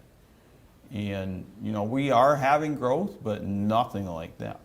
And the growth in North Dundas hasn't kicked in yet. But, you know, those kind of growths help the county more so, and that makes a big difference in the big scheme of things. So, you know, every one of the lower tiers have more of a challenge finding money to do what they need to do than the counties. Counties spend half their money on roads. We don't spend half the money on roads because we want to do other things, and they don't have parks, they don't have facilities. They, you know, well, they have garages, but I mean, you know, there's different things, and it sets up different parameters. If all you're worried about is the roads and things go well and you got the money, then you're great. The biggest challenge with roads this year is the asphalt cement prices and where they've gone because the energy price is going up. So, anyway. All good. Yeah, I know, I'm not being here critical, it's just, you know, and some of it's not already done, like the Cornwall stuff, the social housing, social services, land ambulance, Glencore Dunn Lodge, that's done for us, we don't have to do it, they just send the bill. Now, I will admit, land ambulance, we are investing in one more in the fleet in land ambulance. That's $750,000 for the counties alone to buy the machine, equip it, and then put employees in it. So I always said it was $1 million to put a land ambulance on the road, an extra ambulance. It will help rural SDG more than it does City of Cornwall. So, but we didn't have enough out there. And one of our holes, and this may or may not help, but everyone helps a bit, is that end of the municipality, the southwest corner.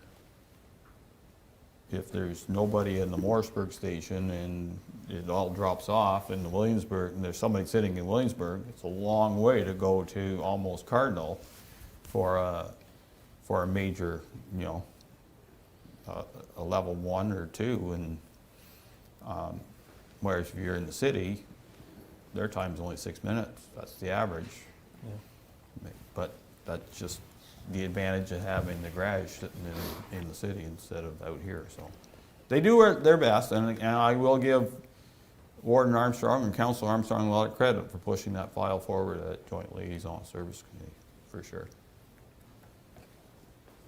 Okay, nothing else? Cemetery Board? Yes. Oh, jeez. Okay, we're all stopping here now. Well, it's going to be short and sweet because our chair had the meeting on when I was out of town on November 23rd. So once I get the minutes of the meeting and all that, I'll bring it back next council meeting. I'm not sure how, I'm sure it'll be short and sweet. So that's about it for that. Okay. Air Quad District Business Group, no meeting. Morrison BIA. Nope, no meeting. South Nation. No meeting this Thursday. The budget was distributed, there are other, and the public can actually access it too, so. If members of council, I believe the mayor and our CAO has the budget package I sent to them. We haven't received it yet from South Nation, Shannon? We got the levy request from South The Nation. one I sent? Yes, I got that one from you. But did they send, did you get the one? No. Okay. I'll check with you on Wednesday and I'll sort of ask why that hasn't been sent out.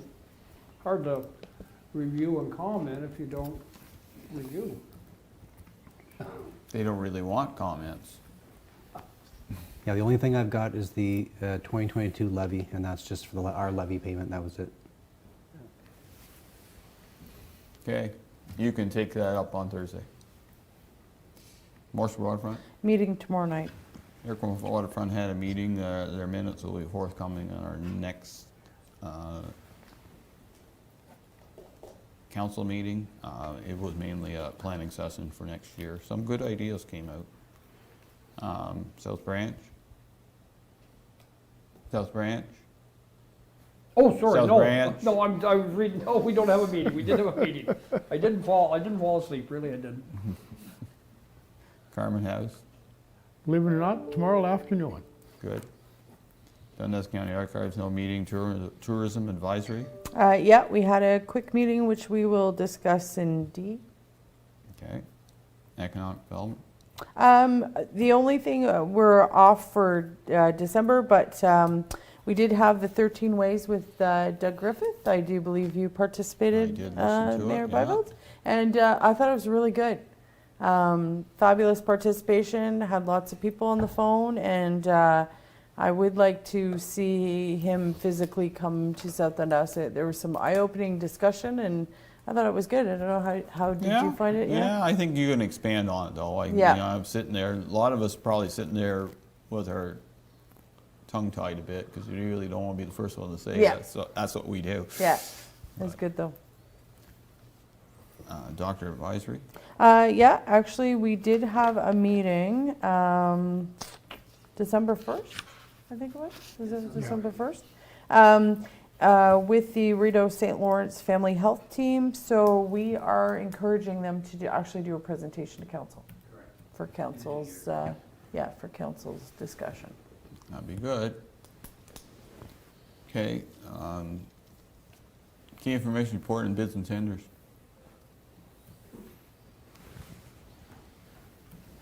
Justin, welcome.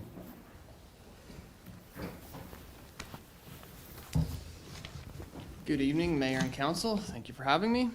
The report you have in front of you details our use of the program bids and tenders for this year, 2021. The municipality started using the platform in April of this year and was able to publish and close 15 bids. Just like any new program, there were some definite growing pains associated with using it.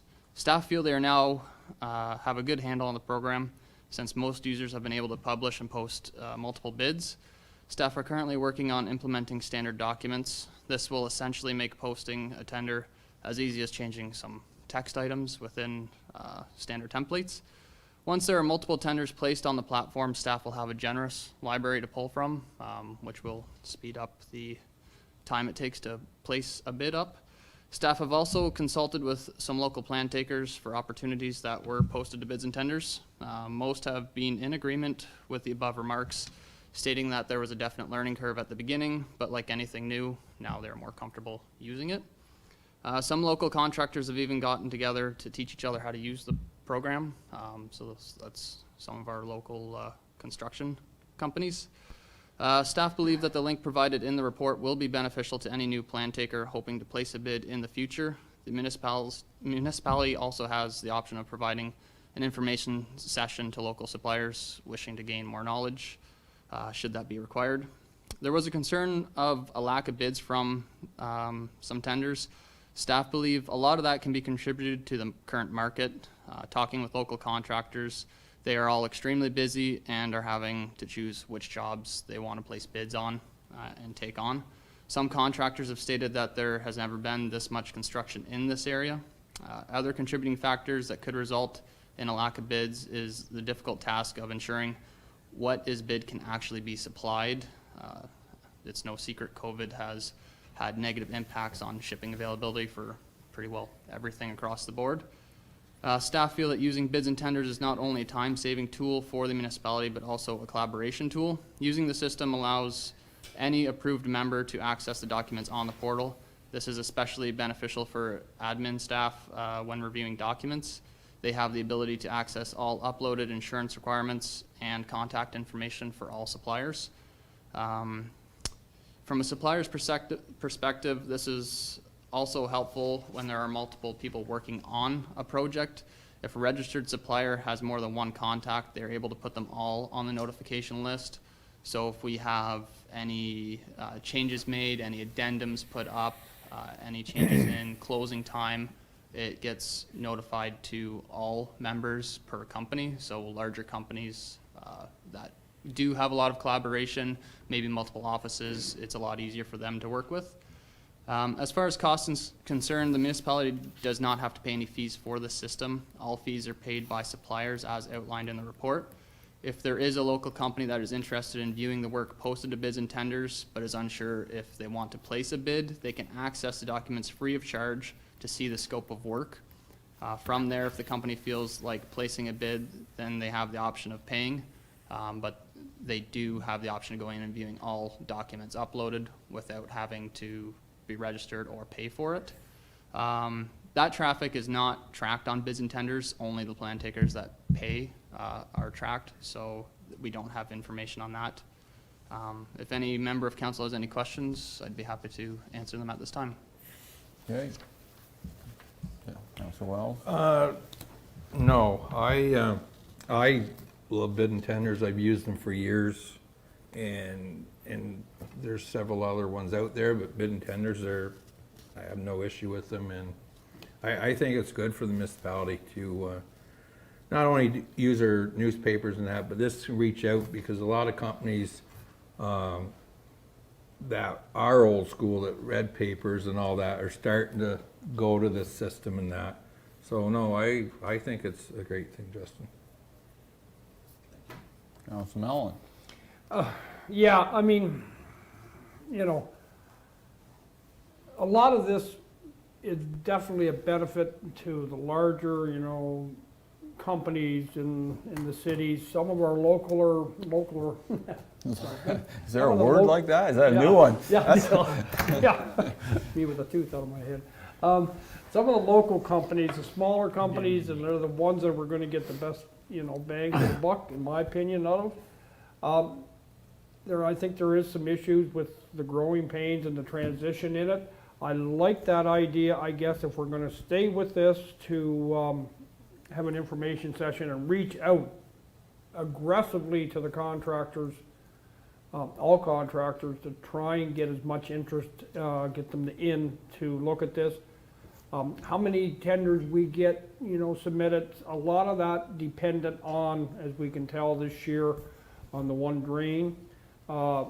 You know, the timing of a tender will probably dictate how many bids we get on a tender, more than maybe this. I mean, if somebody wants to work, they'll probably work their way through this thing, but I guess I'm a little old school yet. I still liked the way it was done. I know this is kicking and screaming into the 21st century. It has its advantages. I think we need to work with the contractors to make sure that we're getting the best bang from our buck from our local contractors, and we're not going to depend on outside large companies that have people that sit back and do nothing but punch out, tender documents. So, yes and no on this one. That's a lot of help, isn't it? Yeah, sitting on the fence there. Council Lewis. I don't have a problem with the bids and tenders. Where I have the problem, I brought it up before, not to you, but I brought it up before at this table. If our budget is done in February, March, we shouldn't be waiting until October to go out and get tenders. Because 95% of any contractor, playground equipment, whatever, they've already got their work for the year. We go out in October, November, they're not interested in us because they've already got their mouthful of food. So I think right after the budget is settled and we decide what capital projects that we're going to do, that is when we should be jumping on the boat and getting the tenders out. But I do like the bids and tender program. And I'm not going to say no more about it. I think it's a matter of time that you're concerned about, and I don't disagree with it. Thanks, Mayor. Thanks, Justin, for the report. I like the inclusion of the numbers and the prospective numbers for the anticipated tenders. I agree with Councillor Mellon that I really do like the information session.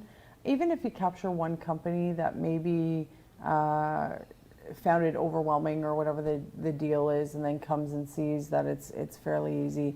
I think engagement's always important. So I like that worked into the plan, and I do like the thoroughness of the report. So thank you.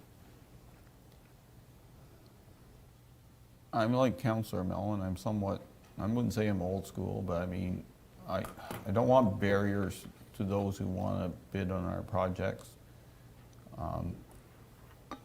Some of the challenge is that some of them don't have an office staff to do the work. They literally just write it down on a piece of paper and give it to whoever's in the house that day and send it on. And to go through a process to register and then pay money and don't know if you're going to gain anything is a challenge to some of them, and they say, well, I'm busy enough, I don't need to do this, and drive on. So I think it may restrict it a bit. I know that for the most part, probably 3/4 of them don't see an issue with this. So we'll let it go another year. I'm not saying I'm going to watch it, but I still have those concerns. And if I get calls from people that say they don't want to pay the $55 at a $185, and that concerns me because that means I've lost some potential competition out there, and I don't want that to happen at all. And it's not about local companies; it's about anybody. In the end, I want competitive bidding in South Dundas, that we get the work we need to get done on time and on budget or less, and I really don't want anything in the road. This is a small barrier, and I'll trust your judgment that it works for now, but we'll monitor the situation after we go through budget and any capital items and see how it goes. Anything further for any mention? Go ahead, Councillor Wells. Like, I see, with this bid and tenders, it's just another tool that we're using. Like, we're still put stuff out in the papers for the local contractors. we got this brand-new website, so I'm sure, I haven't looked at it yet.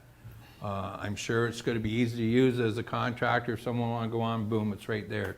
This is just another tool in our arsenal to use to attract more bidders.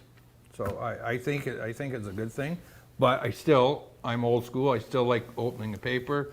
You see the big logo, South Dundas. They're offering this, or it's on the website. So that's my final comment. Okay, anything else? Okay, thank you, Justin. Next one is what we've been all waiting for tonight.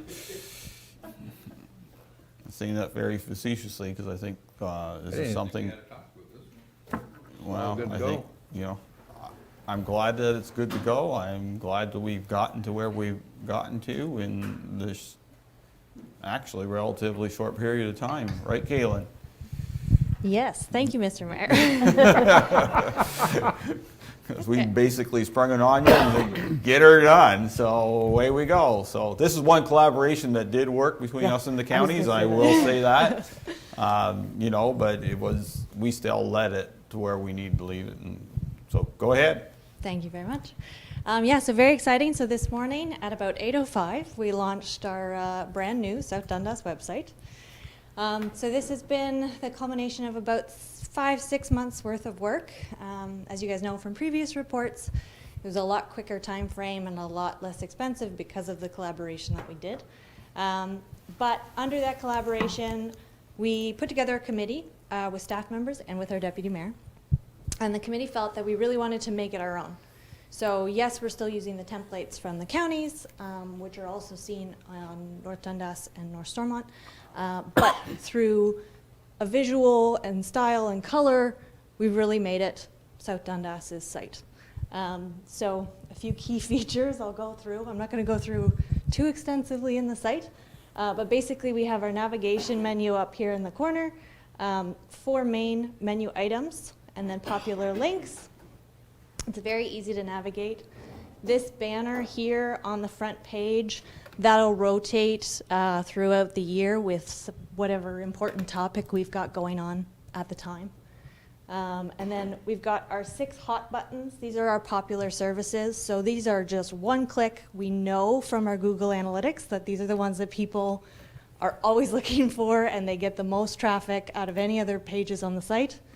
But we can actually change them out. So, a couple of these other ones, if we have something that's going on, take our rec master plan or something that's really important that time of year, we can switch them out. Also on our front page, we have easy access to our news and notices and a community events section.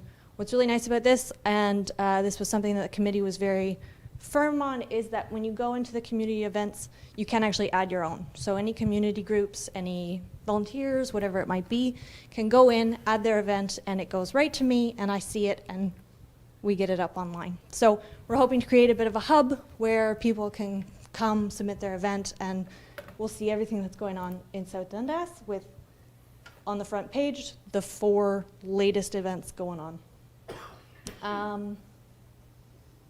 Some of the key features that we're really excited about. Back in 2020, if you'll recall, we tendered a photo project that was awarded to photographer Phil Blancher.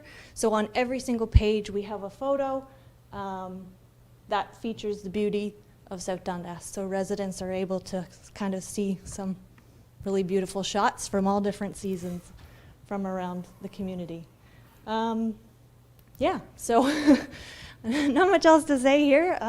Happy to hear any comments, and thanks again to the Deputy Mayor and to our committee that worked really hard on putting together something that we're hoping is easier to navigate and streamlines the whole process of getting online. We do know there's going to be a few growing pains while people relearn how to use the website because the navigation has changed, but all of our staff who are on the front end and dealing with the public, they've been working with the website now for a few months, and so they're very familiar with it, and we encourage people to call us. If they have any questions and they need to relearn how to use it, then we're happy to help. Go ahead, Mayor. Oh. She's your baby. Now Yeah. remember, when you do this kind of work. If there's problems, it's your baby. That's okay. I have, Ask Mayor Watson right now. As much as he's going to retire, I'm sure there's some things he wishes would have gone a lot better. whoa, this is an LRT. True, but this is pretty important, and I know it's generated a lot of discussion out there and how the old site worked and didn't work. The old site was awful, horrendously awful, and I'm so thrilled that with all the financial pressures we had, that we were actually able to get a new website, but it wasn't just a new website for the sake of getting a new website. So I was on probably 9:30 after Reagan got on the bus to check it out, went through, actually cornered my husband when he came down for a cup of coffee and said, hey, search, and he put in enforcement. And all this stuff came up. So, and he was very happy with the garbage schedule. The 2 clicks to and there's the printed garbage schedule. So absolutely thrilled with that. The committee was absolutely fabulous. So, we had frontline and people that quite passionate about this and wanting to get it right. And there's always going to be a few little glitches, but it's not for lack of thought and thinking it out and really putting the residents first in the discussion. So I would say that if the residents try it out and there's things that they have, I do believe there's a very nice message that says, please reach out. And Kaylin's the one to reach out to for feedback. But we need this tool. Both committees that, tourism and economic development, both those committees from, I think, the very first meeting were squawking about the past website and how it just didn't work for anything. Big feature with the events, and Kaylin mentioned about the hub. Absolutely fabulous that any event, any community organization can submit an event and put it in there, and people will know where to go. If you do social media right now, you have to go to different groups for every village and figure something out. And so I'm really hoping it's a hub and a useful tool. And I really enjoyed working with the committee. I know I can be a bit of a pain, but it was a good conversation, and the intent was to deliver a good quality product to the residents. So hopefully that's what happens. Fingers crossed. Councilor Lewis? Any comments, questions, Nope. concerns? That was too easy. Councilor Mellon? No, I mean, you sort of answered, well, I didn't know what's on the community event thing, like when it comes into you, it'll be posted within a day or so? Yeah, 24 hours. It comes right to my email. Yeah, because I'll see it. you know what people do, they'll wait till, an hour before the event and then, send it into us. How rude of them. You're not, you don't like that, do you? We know that from council. Yeah. Change that meeting now? I don't, I'm terrible, if I can get through it, probably, I'd lose my spot on the computer, I'd never get back, and that's how it happened, I'm just. Okay, well, I pulled it up, so Yeah, anyway. I haven't looked at it, but. Okay. Councilor Wells? Yeah, and I just went through, I just want to see the bylaw for the property standards, and I boom, and where this would probably before, because there was a few issues, I tried to find that, and literally I did it like in a minute. And I'm not even a computer buff, I'm about as, so if I can find it, it's good to go. So, no, I think it's great, very great. Okay, I'm going to trust your expertise and Deputy Mayor's skills that this has been done right. I've gone through it. I don't mind the self-post, well, it's not really self-post to community events. I don't have a problem with working with those community event partners, but we need to have somebody in between. Yeah, They because get the last thing you want is someone to post an event on there and you look at, oh! Nothing goes live until I say so. Yeah, yeah, and if you have any questions, thoughts, or concerns, should that be a South Dundas event? Yeah. Oh, you better It check is with in CAO. our policy as well. Our communications policy outlines what kind of events are permitted on there, and there's not too many rules, but they have to be in South Dundas and pertaining to our community and that kind of thing. Well, true, but you don't want an anti-vaxxer group posting on there that we're gonna have an event down at the Waterfront in Morrisburg, or actually we're having an event in front of the clinic, which is here, you know, you never know, like, you see it all the time, and I'm glad there's somebody in behind. Not a criticism, but I think something that maybe you need to look down the road is, because tourism is weak in this, in my opinion. And why I say that is you go to Westport and go on their tourism site, which is standalone, and it makes you want to go to Westport.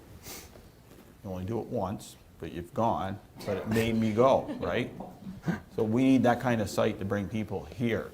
And how do you do that? And you know what I mean? Like, Yep. I'm not being, it just grabs you, and it's a partnership with the operators, and firmly, I say it again, a partnership with the operators.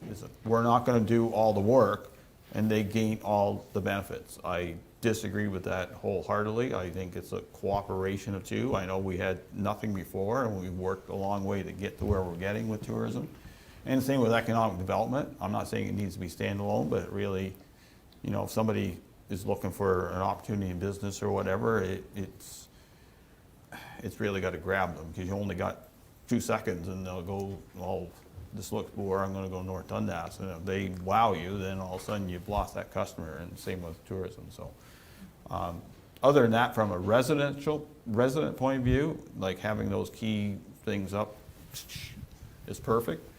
And if Councillor Wells can find what he wants in less than a minute, it's good. And I'm not, no criticism of Councillor Wells, but I start, you know, if I can't find it right away, I put in a search. Yeah. You know, and the last thing you want on a search is you got 3 pages of where you can go. Well, you click on the first, well, that's not where I want to go, and you go to the second one, no, and then you give up. So, you know, if it flows, it's good. And I'm going to trust, as they say, your expertise that this is going to work. I like what I see. I like the colors. I like the pictures. I think Phil did a good job of portraying some of the things that do happen in South Dundas. Sure, it'll need a refresh in 5 years or whatever, but that's life. Everything changes. But you know, you take that picture like that, that's just a very good quality picture of South Dundas. So, you know, and the beach pictures, like, we have a lot of fabulous things. So, yeah, good job. As you know, the job just restarted again, because every day you got to kind of look for little things or do more work in it. But other than that, thanks for doing the work. Thank you very Appreciate much. it. Thank you.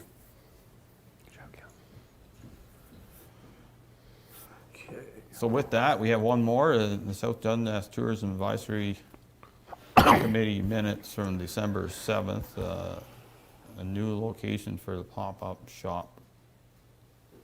Mayor? Thanks, Mayor.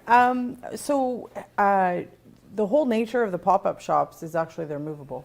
I don't know if people thought they were permanent, but they're actually movable. And so we've had a couple of discussions at the Tourism Committee talking about locations for next year. And we are, at the committee, super excited about the multi-use pathway that's part of the streetscape project. And we've had a lot of back and forth discussion, feel that the pressure on the waterfront is too great to put them down there. And we'd like to explore moving them to under the tree canopy along the recreational pathway, just in front of the Eastern Plaza part, so the Pincus Plaza, so where the food is, right, essentially. And we are hoping that potentially staff could explore to see what the ramifications of would be to include them in the farmers market. So maybe they'd be able to be open more, potentially the cost may be reduced, and that type of thing. So we're really excited when we had the discussion. Love the fact that they're movable and we can put them kind of anywhere we want. So we're recommending under the at that location as a change. Okay. You need our permission? Yes, if council's okay with it and if they're willing to have staff kind of explore what the difference may be. We suggest that it's probably we're hoping it's positives, that it would be included under the market umbrella. Boost that up, boost some of the traffic, the beautiful pathway there. It's just a really good spot in the commerce section. And I know there, community-wise, there was lots of discussion. Some hated the location down by the water, some loved the location down by the water. But in reality, the streetscape has changed things. And now you've got that pedestrian pathway walking right by them. Okay. Councilor Wells? I fully agree. The only thing I would add to that is with the municipality, I think it's a great area, but I would go one step farther to either put down gravel pads for them to start, and maybe down the road, if that takes off, say if we have these gravel pads in, there's a potential that someone, farmer's market, instead of being on wet grass or something, they pay a fee, like a $10 rental fee to rent that, whether it's gravel or concrete, down the road. And then something you can add to these, like since streetscapes here, which I agree with Deputy Mayor, I think it's an excellent spot. I thought down there was, I didn't agree with that at all, but it was the first year, so. But I think that's a great idea. It'll especially boost the farmer's market, which in reality, we don't have one. Not here anyways. You go back to the market in Williamsburg, beautiful. Like it's everything's there. Like it's a good market. It's actually comparing to Long Sault now. Yep. There's a lot of vendors there. But I think if we add to this, I think it's something that it'll grow. So I think it's a great idea. Councilor Mellon? Ditto. I mean, you know, Okay, you're done. Councilor Lewis?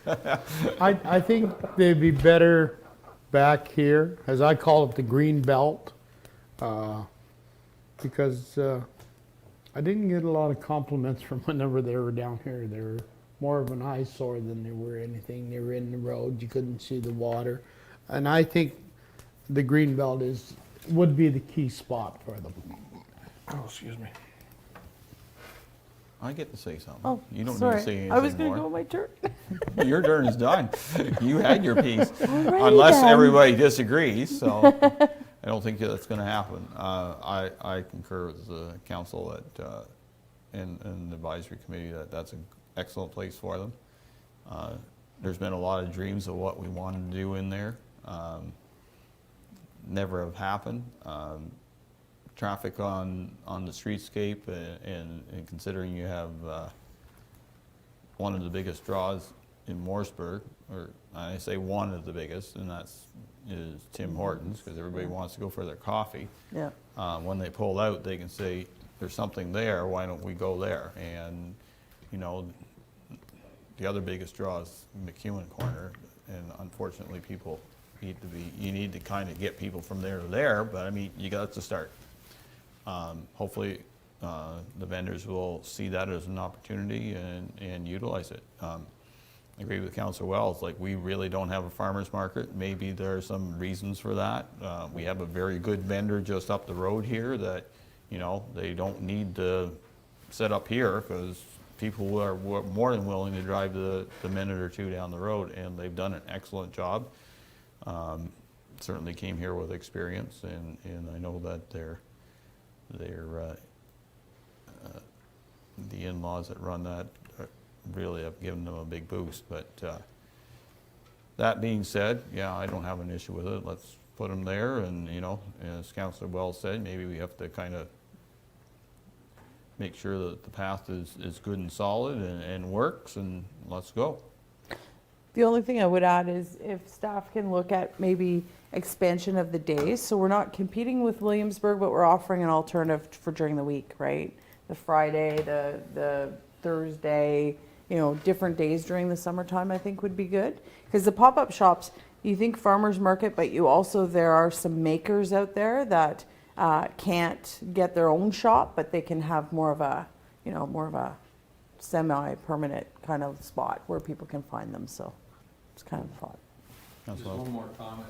Just, not that it's going to amount to much as, like it was suggested, the gravel pads and that, whether it's something like for the budget, I don't know, add a load of gravel or something per one for now, just that if it's there and we need it, we don't have to use it, but if it's there, because it's nice, like if you have them all, that ground is kind of like this, if you went out there and took a laser level and make them all uniform and they're in a straight line to make it look presentable, not like our little trees that are in the curbs going down our,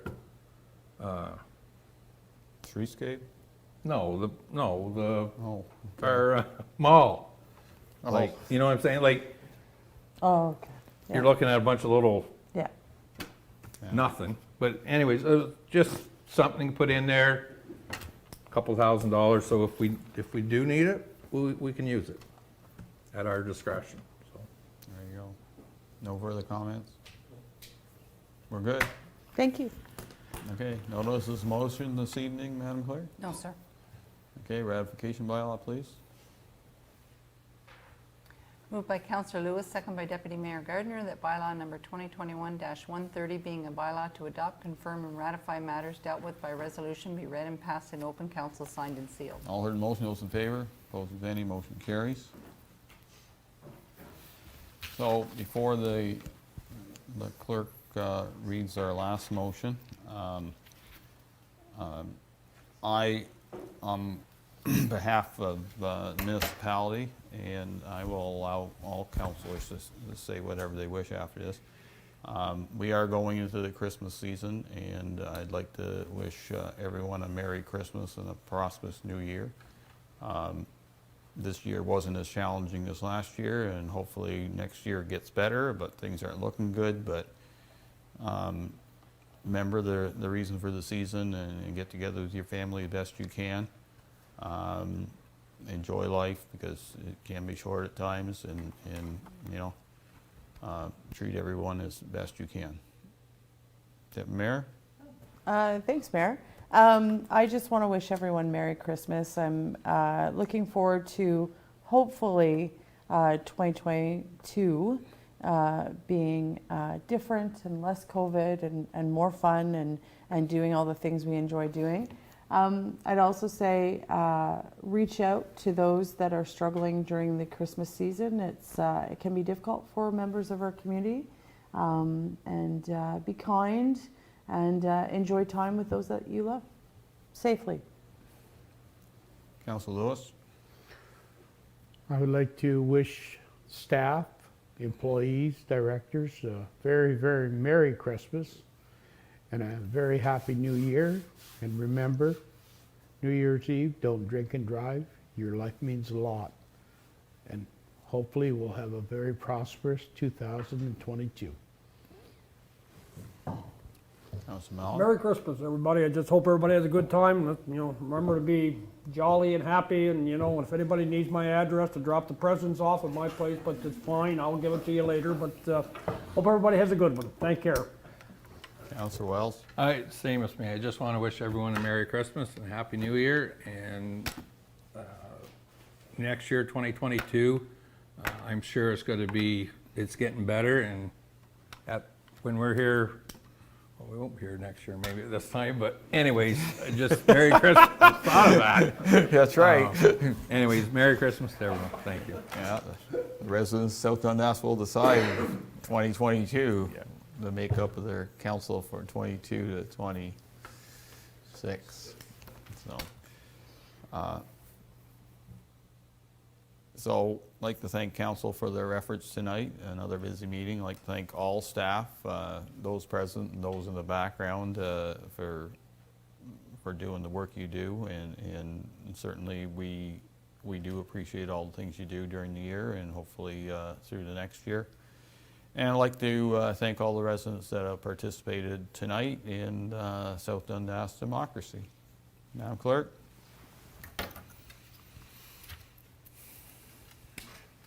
Moved by Councillor Lewis, second by Deputy Mayor Gardner, that council now adjourn to meet again at the call of the chair. All heard the motion. Those in favor? Opposed to anything? Motion carries. Thank you very much.